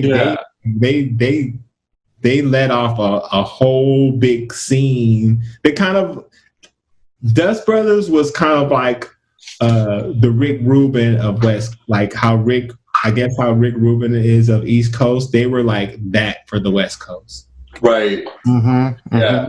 It's just weird because like, it seems like after Paul's Boutique came out and the success of Wild Thing and Tone Loc and Young MC, it seems like Matt, the stories that I read, it's like, and then Matt Dyke just disappeared and no one really heard from him again. And so I would say like when we came, he was bad, and then he kind of cleaned himself up a little, And then, yeah, he went back bad, and then he died. He just passed away. Yeah, that sucks, man. Yeah. Yeah. But it's just, I mean, I don't know, it's hard to explain, but I don't know, it's drugs and music and this whole thing of like, it's just like, it's just there, like, it's there. And it's a lot of people that's like that was like a Matt Dyke. I mean, why can't I think of his name right now? It was so like Cypress Hill kind of had the same guy. I can't think of his name. It's so fucked up. But he was a DJ, and he gave Muggs like he was like the biggest 45 collector of like all these 45s. And he gave Muggs like all these samples that basically made Cypress Hill like there was all of Cypress Hill's records that first Cypress Hill record sounded like nothing I'd ever heard either. The samples were crazy. Yeah, I gotta think of his name. But anyway, like it was this DJ, and he was the same way. Like like he was one of those guys. He had a super crazy 45. He would go through samples, and yeah, he passed away too. Just like drugs. It's just like just one of those things, and so it's unfortunate, but it's crazy. I don't know. Like sometimes I always wonder, like would they do the same thing if they didn't have that? Like right. Like I don't know. Like. It's crazy, but it's unfortunate, Joe. Yeah, there is something about some artists. It's almost like it's a painful existence for them. Yeah, and I lived in LA, and it's like drugs are around. I mean, if you want drugs, you can find drugs. So if you have money and you have an addictive personality or whatever, that can become not a healthy thing, I guess I would say. Right. Sure. But I definitely have to ask you about Jay Dilla as well, man. We're gonna get there. We're gonna get there. Hold on, Jim. I want to back up a sec. Dude, I'm dying to get there. We're gonna get there. I just want to know. So, how long after you recorded Bizarreride did you record on that Brand New Heavies record? Actually, that was our first song. So basically, that was kind of what broke the deal with us in Delicious Vinyl, because they were coming out with the Brand New Heavies record. And so they were like, oh yeah, we're about to do this record, because like at the time, I want to say like I think it was Motown. Who else? There was another label. So it was like Motown. It was another label. And Jim, you know the record I'm talking about, right? Oh, I have that record. Yeah, of course. Great. So it was like Motown, Delicious Vinyl, and another label that we kind of was like up in the air about. And then Delicious Vinyl was like, yo, we about to do this record with this group called Brand New Heavies. And I was a big Large Professor fan. Yes. And Gangstar, Guru was on it. Gangstar was on it. Yes. So it was like, yo, we can be on this record, and before we even come out with our record. So that was kind of like what sealed the deal, actually, because we were like, man, if we can be on these records with these people already before we come out, that's just going to be a bonus for us. So that was kind of like our first song. Like Soulflower is kind of like our first song that we actually was in a real studio to do. Okay. And I just remember we all were super excited, and we all got too high. We all got too high and couldn't record and had to come back the next day. Like, oh shit! Wow. Yeah, that's a great story. So yeah, that was the first song that we recorded before we even recorded anything for Pharcyde. I mean, we were doing demos in our own studio, but like that was the first time of like going to we actually was at the studio called Paramount. It was like I think it was Santa Monica. And it was like the smallest room that Paramount had. But we were like, fuck, we're in the studio. Like, oh man, this is what a real studio is. And I just remember like Paul Stewart, who was I think it was Paul Stewart was there. And he popped out like the most chronic weed we ever smoked. And we were just like, all right, we're too high. This is not coming out good. We're like, we got to come back tomorrow. Oh, shit. Wow. Awesome. So, okay, I want to get where Jim was leading. I'm trying to do this somewhat chronologically. So things eventually do blow up for Bizarreride. You're touring, I assume, and you're having a really good time. Like life is going pretty awesome. Life is good. So like we stay in at that time.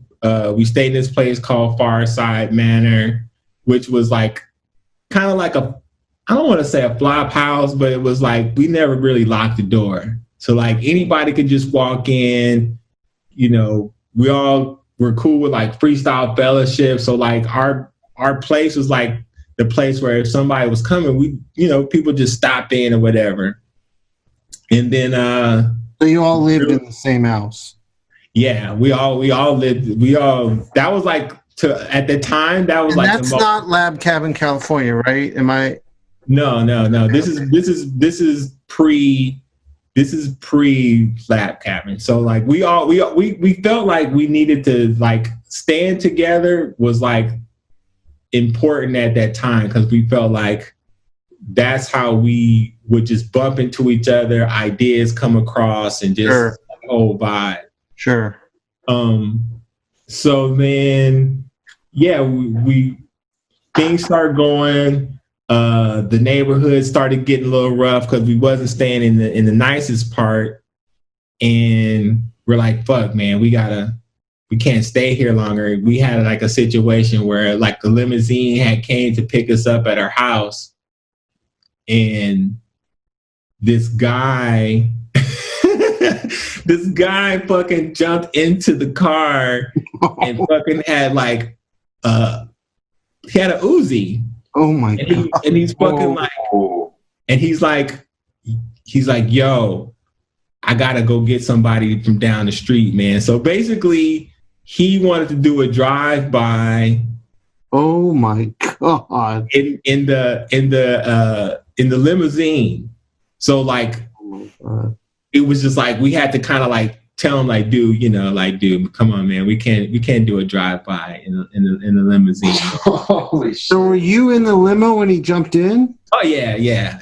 Because like, and it was just like people knew that we were doing stuff, but like, like tour buses started showing up on the street and all kinds of shit. So it was just like what the fuck are they doing? Like, so like people, like it became like, people started realizing like, oh shit, these guys are doing something. Right. Yeah. So did he get out of the limo eventually? Yeah, our manager talked him out the limousine, but it was just like one of those things like, okay, this is a sign. We can't, as much as we want to stay here, like we can't stay here. Right. So this is probably like 3 to 4 years inside like Bizarreride, because at that time, like, people didn't do albums like they did now. Like, you didn't do an album every year. Like, you did an album, you did a tour, you lived a little, and I could say we probably was almost following the Tribe kind of thing. Like, Tribe didn't come out with records every year. Like, they come out with a record, probably every 3 to 4 years. Right. We felt the same. Like, okay, that's a cool time to let the album live a little, and then you come out with the next thing. So then you start marinating on LabcabinCalifornia. So let me let me give some thoughts on how I perceived it. So I felt like Bizarreride was like a real celebration of youth and life and fun. And Lab Cabin to me felt like the blues record that came after the high of the success. Is that a accurate? Yeah, I think like I was talking to someone. I was like, you know, like the 4080. Like you started hearing all these groups that were, you know, just like us. So like Tribe, you know, you heard their first record, the Bonita Apple Bums and things like that, and Left My Wallet. Like it was all fun and games. But then like the next record was like Midnight Marauders. You know what I'm saying? Right. And De La's was De La is Dead. Dead, right. You know, so it was kind of like you started seeing, you know, all these other groups was going through it. I mean, even, you know, like Charlie Brown and Leaders of the New School, like, you know, like they had their, and then it's like, I don't want to say dark, but it was kind of like, fuck, like, okay, this industry is not all that we thought it was going to be. Right. Like the first album, they had that PTA track. It was all fun.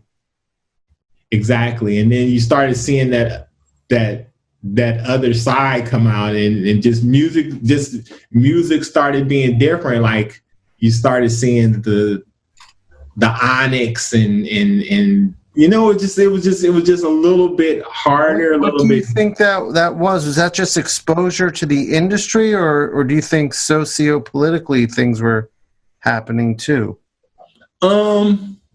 I think for us, it was definitely exposure to the industry, because we felt that,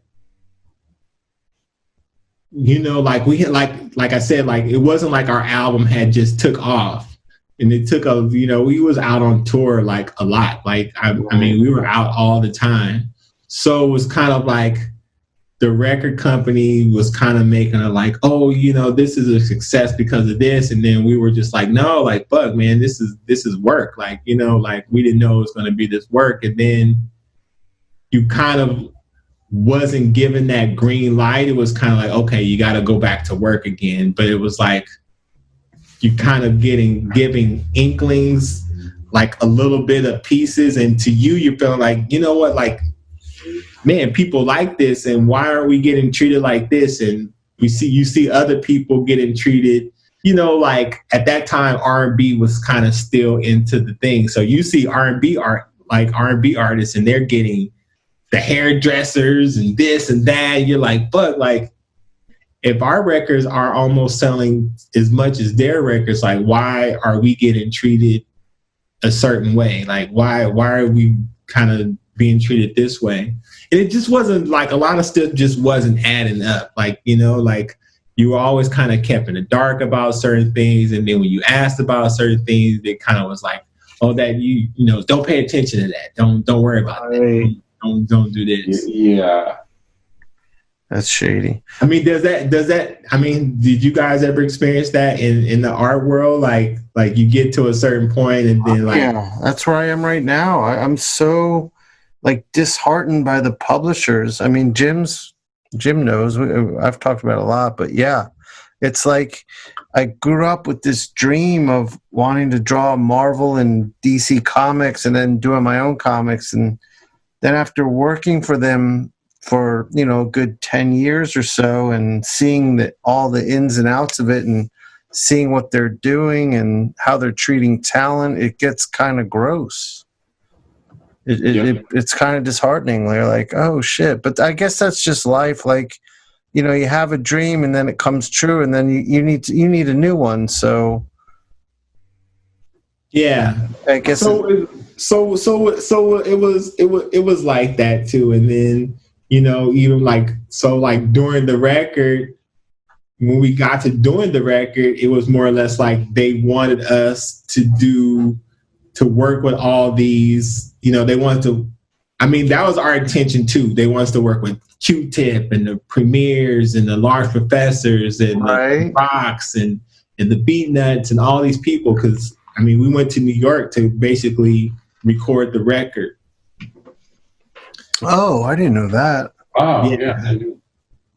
So Okay, all right. I thought it was all recorded in L.A. in a house y'all were living in. nah, like we were like for when we did like the first record, yeah, but like the second record, no, we like fuck that. We got to go to New York. We got to go to the Mecca. Oh shit! And at the time, like it was like it made sense for us because everybody thought we were from New York anyway. Still, like people like when we would tell people we were from West Coast, they'd be like, "Hell no, you guys not from there. We thought you guys were from Brooklyn or Queens or something like that." Like, nah, we're from LA. So, and then like I would say like LA kind of adopted us, but like we really got more love and like our biggest markets was like San Francisco, DC, and New York. Yeah, I could see that. That was like our biggest markets because I know like DC was big for us because for whatever reason, people felt like Your Mama and I can't think of the other song. They were like, "Oh, this is like go-go. This is like." Oh, I mean, look, I grew up outside of DC, so I grew up on go-go. I never thought. Yeah. So they were like, "Oh, this is like a hip hop go-go type vibe." So like, we would go do like Howard Homecoming and all those kind of things. Okay. You know what I'm saying? Yeah. So like that exposed us to like, like Puffy at that time because Puffy was the one that was doing the Howard Homecomings. Right. So it always and people always trip out because I'm like, man, like our first show in New York, like Biggie opened up for us. What? That's awesome. Did you? So had you heard of him when he opened up for you? Like no, because he was brand new. He was. What did you think when you first heard him? Like I thought like when I first heard him, I was like, man, this is New York. I was just to be in New York was just like, oh my God, this is New York. You know what I'm saying? So like, no, I remember the first time me and Biggie, we went and saw him. He was eating barbecue or something like that at a barbecue place. The first time I talked to him, and I was just like, "Yo, man, you killed it last night." And he was like, "Oh, word." You know what I'm saying? So cool. So like, yeah, that was like the first time. So like when we got a chance to do our next record, we was like, we got to go back. Like we got to get with all the people that we supposed to get with. We got to get with Q-Tip, and like. They had embraced us to a certain level, so it was like only natural for us to go back there to try to grab that sound. Sure, I got you. And then Q-Tip was one of the instrumental guys in getting Jay Dilla's music in front of everyone, right? Did he turn you on to Jay? For sure. So like basically, when we went out to New York, we went out to New York to get New York sound. Like I wanted like at that time, like P-Rock was making like the DOS Effects remix. Yes. He was making Jump Around remix. Yes. Large Professor was doing his stuff. Beatnuts was doing their stuff. So when we went to New York, it was like, yo, we want our tracks to sound like this because we were like, man, if we bring this sound back, it's just going to be different for our West Coast, like a West Coast act to be kind of doing, music over East Coast beats. So that was like, that's what we were trying to get to. But once we got out there, everybody was basically giving us what they were kind of mimicking what they felt like, like Passing Me By being that, melodic and whatever. They basically was giving us songs like, oh man, we think this would be dope for you guys, which it was kind of like, it was kind of heavy melody, heavy kind of like on that level. So we were just like, man, that's not what we came out here for. We came out here to get that gritty New York type shit. You know what I'm saying? That's what we went out to New York for. So like every time we got music. No, go ahead. Ultimately, that's not what the album sounded like. No, so basically At that time, Q-Tip was doing Mobb Deep's record. Oh shit! Yeah. So like we were going to the studio. You know, shit. We were hearing not the first record because like that was like Hit It From the Back or whatever. We was hearing right. You were that Mobb Deep record that everybody loved. Yeah, you were hearing the Infamous. Exactly. That's what we were hearing when we was going to the studio. Like it was like at that time. Oh, God. I can't even like explain like the music. So like High Tech was coming down from Cleveland and he was driving the van. So it was like you had the Talib High Tech, you was hearing that record being made. The Reflection Eternal stuff. Exactly. Nice. You was hearing Boot Camp, like Buckshot was around, so he was hearing like, you know, Diamond D's record. It was just like you were going and you was hearing like oh fuck, like hip hop is taking a whole different twist now. You know what I'm saying? Like we was hearing like part of like Midnight Marauders coming around, and it was just like yo, the sound is just changing. It's not like it's elevating to the next level of what it's going to be. So Tip was like, yo, I don't, you know, I'm working on these projects, and I can just say, man, I don't really say that, you know, I can understand you guys. He kind of felt the vibe that we wasn't really into what everybody was going, but he had did Lollapalooza.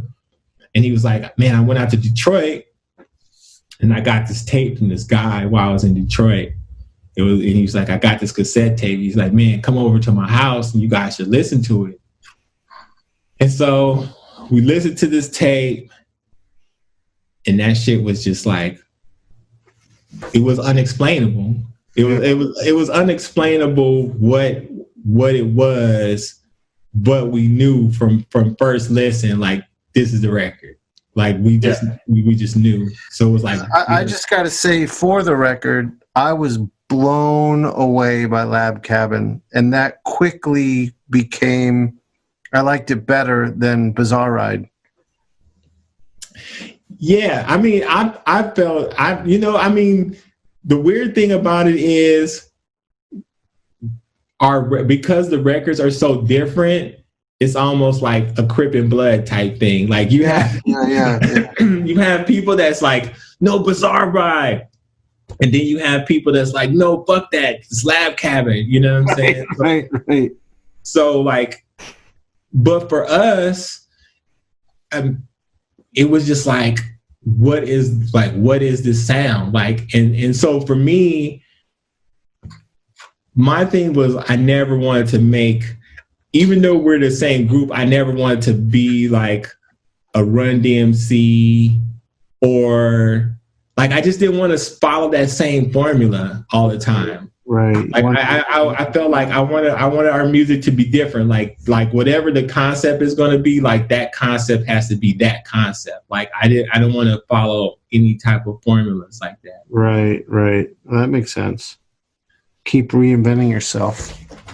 Yeah. So when we got the tape, I want to say like they were only like 30 seconds. Like each of the tracks on the tape was like maybe 30 seconds, 45 seconds, nothing long enough that you could do a full rap. Like you had to keep rewinding it to get your verses or whatever together. Right. So was Lab Cabin like essentially the first exposure of Jay Dilla to everyone, to the world at large? I would think so, yeah. I would think so, yeah. I mean, I know that supposedly he was already working with Tip in some type of way. Like he was, I know at that time you had, for you to get put on, it's kind of like you kind of like do ghost producing, you know what I'm saying? Right.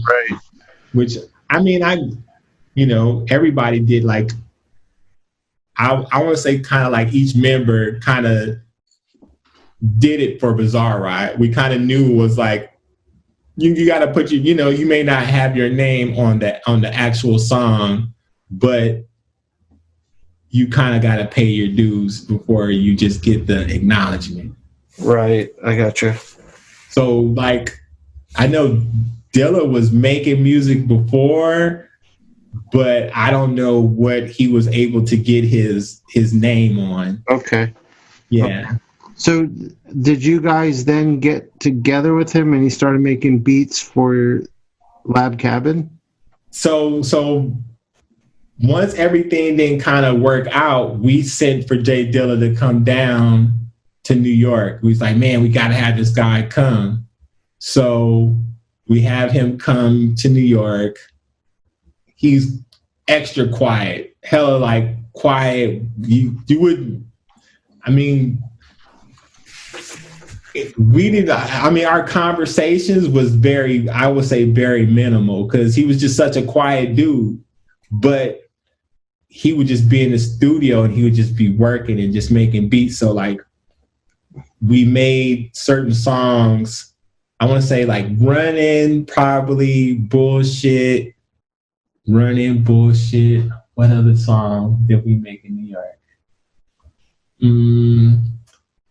We probably made like four or five songs in New York with Dilla, and then with JD, or actually John Doe. And it's important that I say this because his name was John Doe when he first was doing stuff. So it was John Doe to JD that we did tracks with. We came back to California and gave it to the record company, and Delicious Vinyl was pissed the fuck off. Why? They didn't like it. What? Yeah, they hated it. It wasn't like the fraternity. Not to play devil's advocate, but I could see that because it's so different than what. Yeah, that's what I loved about it. But yeah, the first record is, and Lab Cabin was a very controversial record when it came out amongst my circle of friends. Yeah, me too. So obsessed with the first record that when it came out and we went and bought it at the record store, when we saw the back cover, man, where all you guys are like posing in all white suits, I have to admit, like, we were sort of horrified by that because we were like, this looks like some R&B shit. Like, what the fuck is Pharcyde doing? And then, and we got it home and we listened to it, and a lot of us were kind of looking at each other as we were going through the tracks, like, I'm not sure about this. I don't know about this. So it took me like many, many listens, and luckily I listen to records while I'm drawing, which is like countless hours every day. But it took me like a month or two to be like, okay, this record is fucking brilliant. It's just completely different than Bizarreride. And that's okay. That's fine. But dude, when I first started hearing some of the sing-songy R&B stuff on it, man, oh my god, I loved it. I was taken aback by it. I was kind of people say we fell off. Like there. I remember articles and everybody saying, man, they fell off. Like people did not like it. I remember one of the people that really said we fell off. I remember Chris Rock was like, man, they fell off. Oh shit. What? Yeah. That's crazy to me because I loved it from the minute I heard it. I couldn't stop listening to it, but it was different. I get that. But how did that feel to have everyone? I mean, I assume you were pretty proud of it. It's a great record. And then at the time, I was like, I mean, of course, you want people to like it. You know what I'm saying? Like it was a letdown. Like you started seeing the source and certain things was like, what happened? Like, what is this? Like, what are they trying to do? You know? But it was like, it was that thing of like, okay, we're trying to experiment. Like we thought that music was like, isn't the thing to music? Like you try to experiment, like right. like if you do the same shit, like is like That's like we felt like that was playing it safe, and not to knock them. Like we felt like, I mean, I won't say everybody, but I felt like for me, I felt like as much as I love Beastie Boys, I felt like sometimes they were playing it safe. Yeah. Because I felt like, I'm like, why do you go and do the same vibe? Like how do you do records like that? Like how do you make records that sound like the same record? Like I didn't. My thing was always like, you want the roller coaster feel, you want the emotional roller coaster, you want to take people to here and there. And I think a lot of people didn't understand that, like Trey and Imani, like they were kind of like in a singing group when they first started, you know, like that was before they started rapping. They were kind of like in our friends were like, we were friends with like New Edition, you know what I'm saying? So like when we were doing videos and stuff like that, that was our homeboys, like Bobby Brown and seeing those. Yeah, that was like our folks. So like we always were kind of like on the whole sing-songy kind of stuff already. It was just like, oh, we just happen to do this, like do the rapping kind of well. So like when we got to see the other side, and that goes back to how I was saying, like we saw how R&B people were getting treated. We was like, well, wouldn't it be interesting if you kind of mixed a R&B vibe with hip hop in some type of way, and how would that sound? How would you pull that off? Right.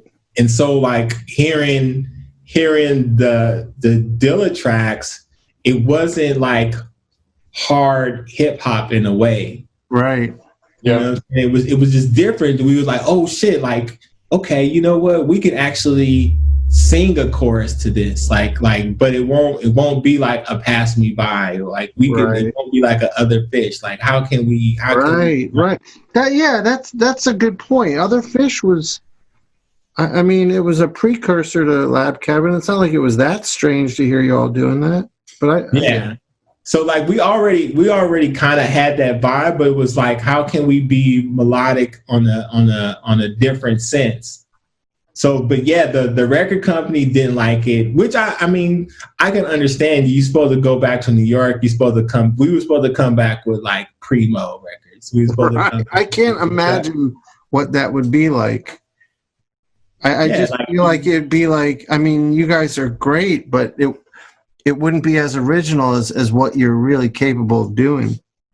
Yeah, I mean, you know, like you gave these guys, you know, $300,000 to go to New York to go make this record, and you're thinking like, man, when they come back, we're gonna have this P-Rock record, we're gonna have a primo record, we're gonna have Beat Nuts, and then we come back with this unknown guy, like somebody they never heard. Who's not even from New York. He's a Detroit cat. You know? Right. Yeah, but like, this guy is going to go on to remold hip hop entirely.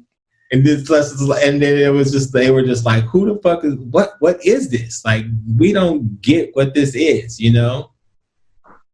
And I say like, it really didn't come across to Spike Jones, who we met during we had met Spike Jones during a interview with Mike D, because he had a label, he had a magazine called Grand Royal. Yeah, I remember that. Yeah, I love that magazine, man. So Spike was the photographer of Grand Royal, and so when we went to Mike's house, Spike was there taking pictures, and he was like, man, you know, one day I'm gonna get my video stuff, man, you know, we'll blah, blah, blah. So we were just talking, whatever. And then he had just did Sabotage. Right. And so we played him, I guess we were sitting somewhere and we played him Drop. And we had already sampled Beasties in the record, so you just heard the drop, and he was like, "Oh shit, I wanna fucking do that video." Dude, that's such a cool video. Yeah, amazing. How was it shooting? Oh, go ahead. So by the time we did that, when we did that video and Spike and then we got the Beastie Boys to come down into the video, and then it kind of went back, like the whole Dust Brothers and stuff. So they was just like, oh shit, like, okay, this has come to a full circle now of like, you guys are doing something and Beasties are part of this and all that kind of thing. That's amazing. What was that video shoot like? Was it difficult for you all, or did you just, was all the tricky stuff done in the setup and post on Spike's end? No, so I would always have to say that, like, he knew exactly what he wanted to do. So he was like, hey, you guys are gonna get with this linguist, and the linguist. Oh my God, I was wondering. Okay, go ahead. So the linguist is gonna phonetically break down how it was basically sounds. So he's like, okay, you got to learn these sounds, and when we play the video the other way, the way that you formulate the sounds, the way you move your mouth is going to make these sounds are going to make it look like you're doing your rap forwards. That's exactly what I was wondering about. Holy shit. So you had a linguist teach you that? So we had a linguist for like a week and a half before we did the video. He would just come down and was teaching us sounds. He was like, okay, he wrote like all our raps to mimic sounds, and he was trying to teach us how to move our mouth. He's like, when you do this, you got to move your mouth like this, because then when we, it was like we would do it, and then he would play the tape backwards to show us what he was explaining, like how it's going to look like we're rapping our verses going forward. So like he knew exactly, like Spike knew exactly what he wanted to do. Like I like nobody, there was the only idea that we wanted to do in the video was the whole stair part. We was like, man, it'd be dope if we go down the stairs and we're falling and it looks like it's all reversed or whatever. That's the only thing that I can say. Wow. That's amazing, man. That's great. That's so cool to hear that story. So, was Lab Cabin ever celebrated? Like, did it hit its mark ever? I don't know, because I just love the album and I didn't. I think unfortunately to me, when it hit its mark is post Dilla's death. I think that's when people kind of like started to understand, like, wow, okay, you guys were kind of like the first guys to you guys saw something first that nobody really didn't understand. And then I say, like, that's kind of like, I mean, people liked it. I can't say like Run In, people like Run In, people like Drop. They like the video kind of stuff. But I think like for people to fully acknowledge it was like after Dilla pretty much passed away. Then it was like, holy shit, like we never thought that created a whole movement of this guy doing some stuff. Right. Do you like, it's kind of a weird question, I guess. Do you Nothing's weird. Go ahead, Shawn. What is it like? Do you see those two records as like, in my eyes, and I think in a lot of people's eyes, those are two of the greatest, I mean, definitely hip hop albums ever made, but two of my favorite albums ever. And like, do you feel like, do you look at it that way? Like we created two of the greatest hip hop records? Nah, I really like, I mean, I feel blessed to be part of the records like that, but I can honestly say, like, besides like, okay, I know I gotta go and perform the songs, but I never really listened to the record. I never really listened to our records like that. Like I still have it. I listen to them, but I never sat down like it was like, oh my God, like this is such a masterpiece. Like I never did that. Yeah, but I think that's just my personality. I think that's typical of most artists. If they do produce like something like masterpiece level, I don't think they see it. I don't know. What do you think, Jim? I think it's hard to separate yourself from something that you spent time with. Like it goes out into the world and then it just becomes its own thing when it's in the world. And the world has a different view of it and a way of consuming it and appreciating it than the person who made it. So, you know, once I make a new comic book and the book is published and actually comes out as a thing people can buy, I don't really look at it after that. Right. But if you do you just, like for me, like if I look at something I've done that's out on the shelf, I just see all the problems. How I wish I could have done this better or that better. Oh, sure. There's that. Yeah, there's always that. Yeah. Brown, do you have that? For me, I think like it's more or less like, and still even to this day, I feel I have this thing like I mean, a lot of people don't understand like Bizarreride was incomplete. Like we had other songs that didn't go on there, but we just because we had to turn the record in, we didn't have enough time to do the other songs that we wanted to do. So, and the same thing with Lab Cabin, like all those records were kind of like incomplete. And even to like our lesser known records that we made afterwards, it was like, you know, it was just like a lot of things that was going on that the records never was in my mind what I wanted it to be. So I feel like for me, it's more or less like I still haven't did that project that I'm like, yo, this is it. Like this is the one, you know? And I don't know if that's good or bad. Like, you know, like I should just be happy. Like I really did something to accomplish. But I felt like if everybody else appreciated it, then that was good enough for me. Like, you know what I'm saying? But as far as my heart and my artistry and what I felt, it never was like, I never felt like I made it to that place where I was just like, this is exactly what I wanted people to feel and get and understand. Right. I think if you hit that, I feel like that's probably the death of the artist, because where do you go from there? Like it's that for me, it feels like it's that constantly trying to get to this imaginary place with your art that keeps driving you to try to get there. I can't imagine that getting there would be a good thing. But then at the same, but then it's just like it.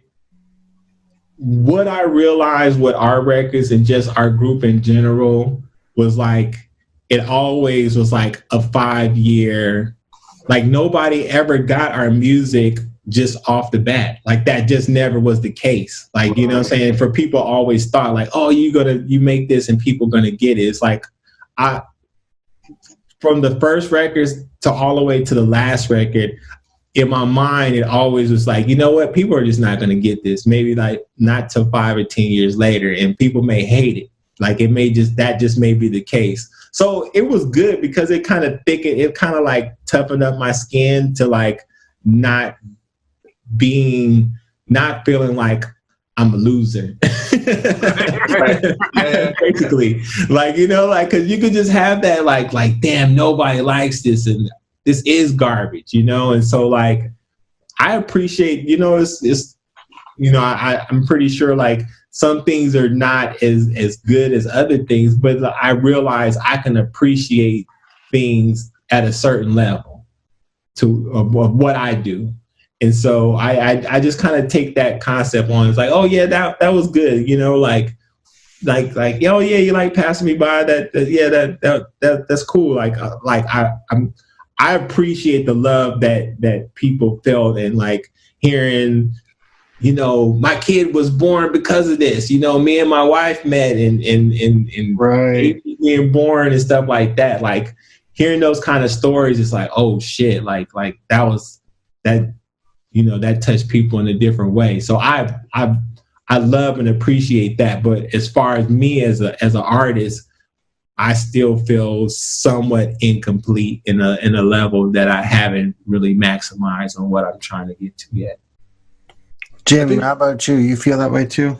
I think that that's a good feeling to have in a way, though, because it always keeps you moving forward. Like, I think once you become content, or if you say, hey, I just made this project, it's fucking great, it's perfect, my work is done here, you sort of almost die creatively if you, that's what I feel saying. that way, because the whole point for me is to keep waking up each day and saying, okay, now I'm going to crush it even harder today. Like now I'm going to bring it even more today. And like that's the drive that I personally need to just keep staying creative, being inspired to be creative, and having it be enjoyable and fun, as opposed to a problem, you know, or never being satisfied. You know, it's a weird balance, man, that each artist kind of has to figure out, I think, for themselves.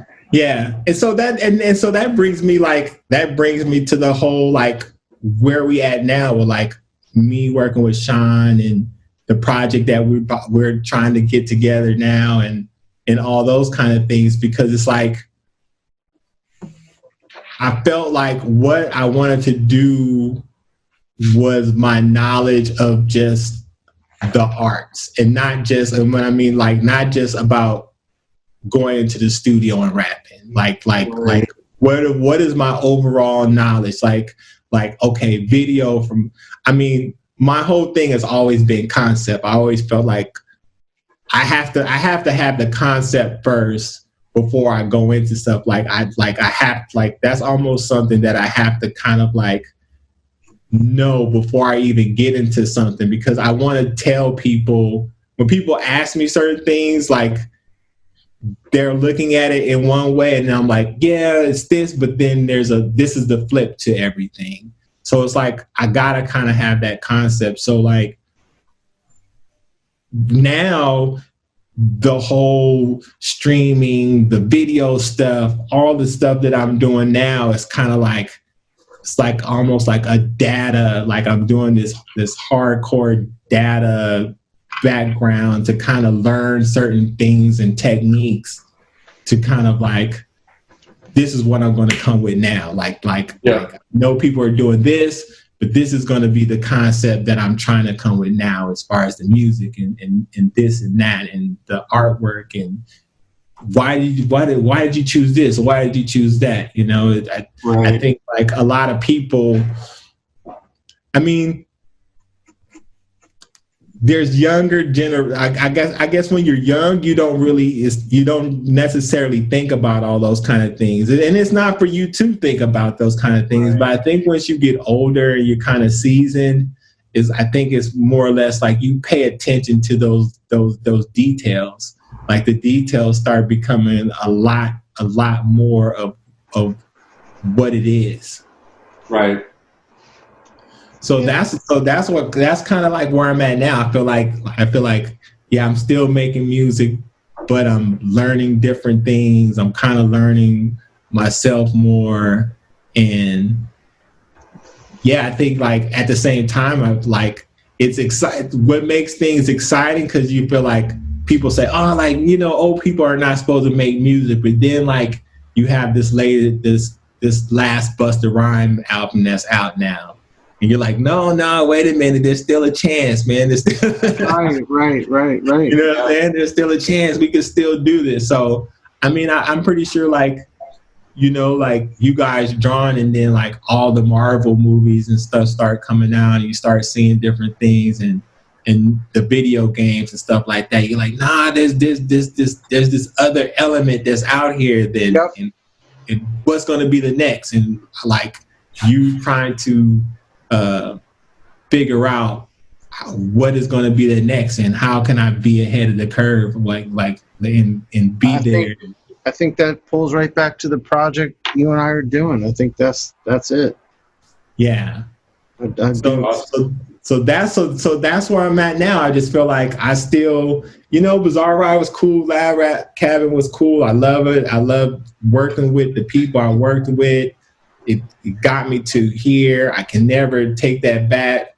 But man, wait till people I always have this thing, wait till you see me now. So I just try to have that attitude, and I think that makes me not listen to the records. Like I try not to get trapped in that zone of like, oh man, like I'm never going to be able to make that mark, Right. Did how did the Gorillaz thing come about, and did that kind of influence the thinking on like where you're moving now a bit? Yeah, for sure. I would say like, well, I didn't meet Damon. The whole Gorillaz thing started off because I was friends with Danger Mouse, and so like we did this project with Danger Mouse. And he was like, man, your voice, whatever. So he's like, man, let's try this demo out. I didn't even know that it was going to be for Gorillaz. He was just like, yo, I got a chance to do this demo, come down to my house and record this stuff. And so I recorded it. And then that's when I got the word back. Was like, oh yeah, this is for the Gorillaz' next album. And man, they really like the song, and we're gonna, do all this kind of stuff. Cause I think I'm not sure if it was the first song that was kind of like, I think, yeah, I want to say that kind of was like the first song that was kind of leading, like they was just starting the project and they didn't know if they were going to work with Danger Mouse or not. And that kind of like sealed his deal of him like being a producer working with that record. What did you do with Danger Mouse before that? So Danger Mouse had this, he was with this, I can't even think of I know the song was called Medieval, but he was working with this rapper. It wasn't like a big record at the time. He was just like, because Danger Mouse, I think he was an Atlanta person. Danger Mouse was staying in Atlanta, and he was just, he was just making this different type of music, and it was just like, damn, who is this guy? Like, what I'm saying? And we did the song, and then he asked me to do the demo, and it was so crazy because like even during, and I would have to say like Danger Mouse is one of those guys that I kind of click with, because he's kind of the same type of dude. Like even during the whole Gorillaz thing, he liked it, but he was like, man, I got this project coming out and people are not going to understand what it is. And we were like, man, what could be better than this? And that's when he started playing us the Gnarls Barkley stuff. Oh, right. And he was just like, dude, he's like, people are not gonna understand this. And we were like, he was like, I'm working with CeeLo, and we like CeeLo, and it was just nothing, like nothing made any type of sense or whatever. It was just like, oh. And then when it came out, I was like, oh shit, like it was that crazy track, you couldn't escape it. Yeah. It was just everywhere for a full year or so. I mean, great track, but after a while I was like, fuck, crazy. Yeah. I gotta get away from this song, man. It's brilliant, but it was like you could not go anywhere, literally anywhere, without hearing that track. I mean, it was huge. It was incredible. Yeah. So Danger Mouse the shit, man. I love his stuff. He's amazing. So he was doing that. And then he was doing the Danger Doom stuff at the same time. Yes. That's my shit. In his mind, he was just like, man, wait till people start seeing what this new stuff is. He's like, that's cool, but you know, I'm not locked into it like that. And I was just like, fuck, like, okay, there's other people that kind of think like how I think, like, you know, like I'm still haven't did my best yet, you know? Right. Yeah. That's how I feel. That's the best. I mean, I was just going to say, it sounds like Danger Mouse is in that same mode of like, oh, well, you haven't even heard the freshest shit yet. Like the next thing I'm doing, you know, I think that's a good attitude. Yeah. And then after that, he started working with like Jack White and like all these like, oh yeah. just all kind of crazy stuff, you know? Right. The Black Keys. He did one of their. Yes. Exactly. It's amazing. So, you know, I would say like the Gorillaz thing was the one thing that I got out of the Gorillaz thing was like, which helped me was like, I got to meet people I would never ever meet in my lifetime. Like, I don't think I'll ever meet, like, I remember just talking to Bobby Womack and just calling. We would just talk all the time. And so he would just tell me stories. And then Ike Turner I met Ike Turner, and Ike Turner, we became really cool. And wow. And like Lou Reed was was there, and just talking to Lou Reed. Yeah. Dude, what was that like? What was talking to Lou Reed like? That's crazy. It was crazy for me because like I was on stage, and his manager, he called me over and he was like, Mr. Reed want to talk to you. And I was like, Mr. Reed? And he's like, yeah, you know, Lou Reed wants. I was like, what the fuck? Like, and you know, my dad being a hippie, I was just like, my dad would never believe this. Like, you know what I'm saying? Like, he would never believe that, like, this guy is really like, and he was, you know, Lou, he was just like, dude, your energy, just like everything that you're doing. He was just like, man, like, he was like, I really like what you're doing. And you know, and we even talked about working. Like, he was like, man, like, you know, once I get whatever, but you know, he was kind of old at that time. And so, you know, like, right. I mean, to the point where like, he kind of had to have help to like walk him out on the stage kind of. Right. And so, it was just, but just to meet like those kind of people, like I felt that I was doing music. Like I didn't feel like, oh, I'm just doing hip hop outside or whatever. I felt like man, like hearing Bobby Womack and he's telling me, you know, his dealings with like Jimi Hendrix and oh my God, and Sam Cooke and talking to Ike Turner, and he's telling me about how he made records and the Tina Turner stuff and like how not to.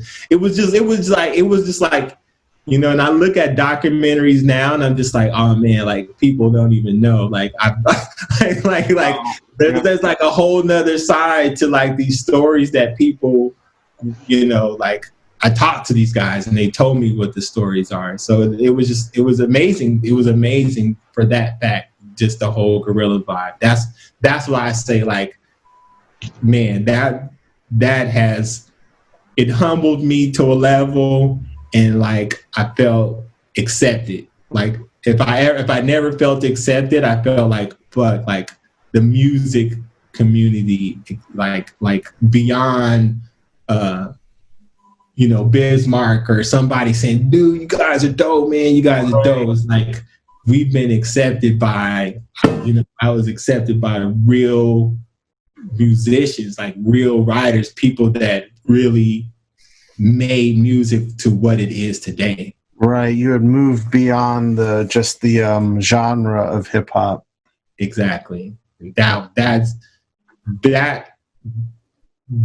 experience is almost equal to or anything of like the whole Bizarreride and making records, just like having like listening to those stories and like because I can't, there's no way that I'll, that's not something that everybody experiences. Like, I can't go to everybody and say, oh man, I was talking to Bobby Womack and he was telling me, he had this story about he had Jimi Hendrix first guitar, and he basically was the person that gives the Rock and Roll Hall of Fame Jimi Hendrix guitar, because basically Jimi Hendrix, when he would do his shows, he would always pawn his guitar before his show would go.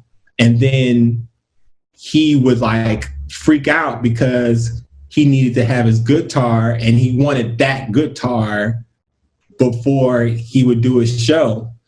And he would not know where he pawned it. So like, because of drugs? He would just be so far out of it, and drugs and everything. He would just pawn his guitar. So like, people would actually have to go to all these pawn shops in LA to try to locate his guitar because he didn't want to do a show without having that guitar. Oh my God. Damn. So like, it wasn't those expensive. I think Bobby was like, he said like this guitar came from like Sears or whatever. And like, he basically broke the guitar arm from the guitar, and he nailed the arm back into the guitar. That was like a nail that he would just nail it back and then put the strings on and just start playing. Oh my God. Wow.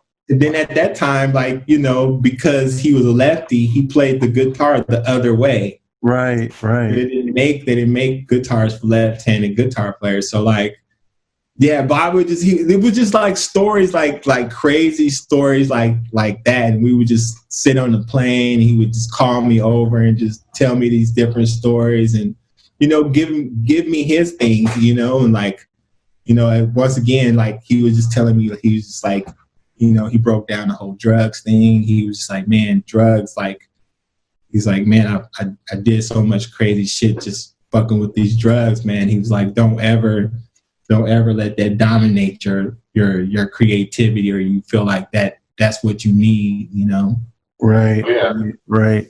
Fuck, man. Well, I believe in the organic process of the podcast, and that just felt like a beautiful closing. I want to talk to you about so much more with Jim, so maybe we can do another one. Oh man, we always have time, man, and I just want to say I appreciate what you guys are doing. I appreciate you guys trusting me and us doing the podcast together and all that kind of stuff. And man, I want it all to make sense. I think once we have the project, Shawn, it'll all make sense. I agree. I totally agree. And I gotta thank you too. I mean, this just getting to work with you was a dream, but getting to know you has been better than that. So man, we got a long ways to go, and shit, man. I want now that the association with Jim is there and stuff like that, like it's even now to take it that much further, and start embracing the ideas of other bigger things and greater things to come. Definitely. Yeah, man. Let's build on it. And Brown, it was a pleasure to meet you, man, and great hanging out. This was awesome. Oh man, we're gonna do much more. Man, the drawing, I've just been watching you do that the whole time. That shit is fucking fun. Jim, let's talk to me. Tell us what you got going on over there. I just did this freestyle of this girl. I don't know, this evil, like witchy kind of girl. It's kind of like Queen, the Aaliyah, Queen of the Damned kind of thing. It could be on that vibe. I'm still probably on a Halloween vibe right now, but yeah, it's got some witchy, strange stuff going on with it. There's a giant mushroom down here, right? I was looking at. I was like, both of these guys got mushrooms. Yeah, I got mushrooms too. Yeah, Jim. See, I finally finished it. Oh yeah, yeah, dude. Those colors are fantastic. It's Yeah, they are.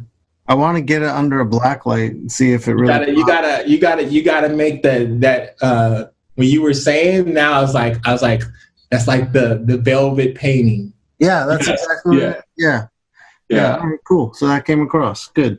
Killer, man. All right, fellas. So I'm gonna hit stop, and then we can say goodbye after that. So, but thanks for coming on, Brown. Thanks again, Jim. Of course. This is the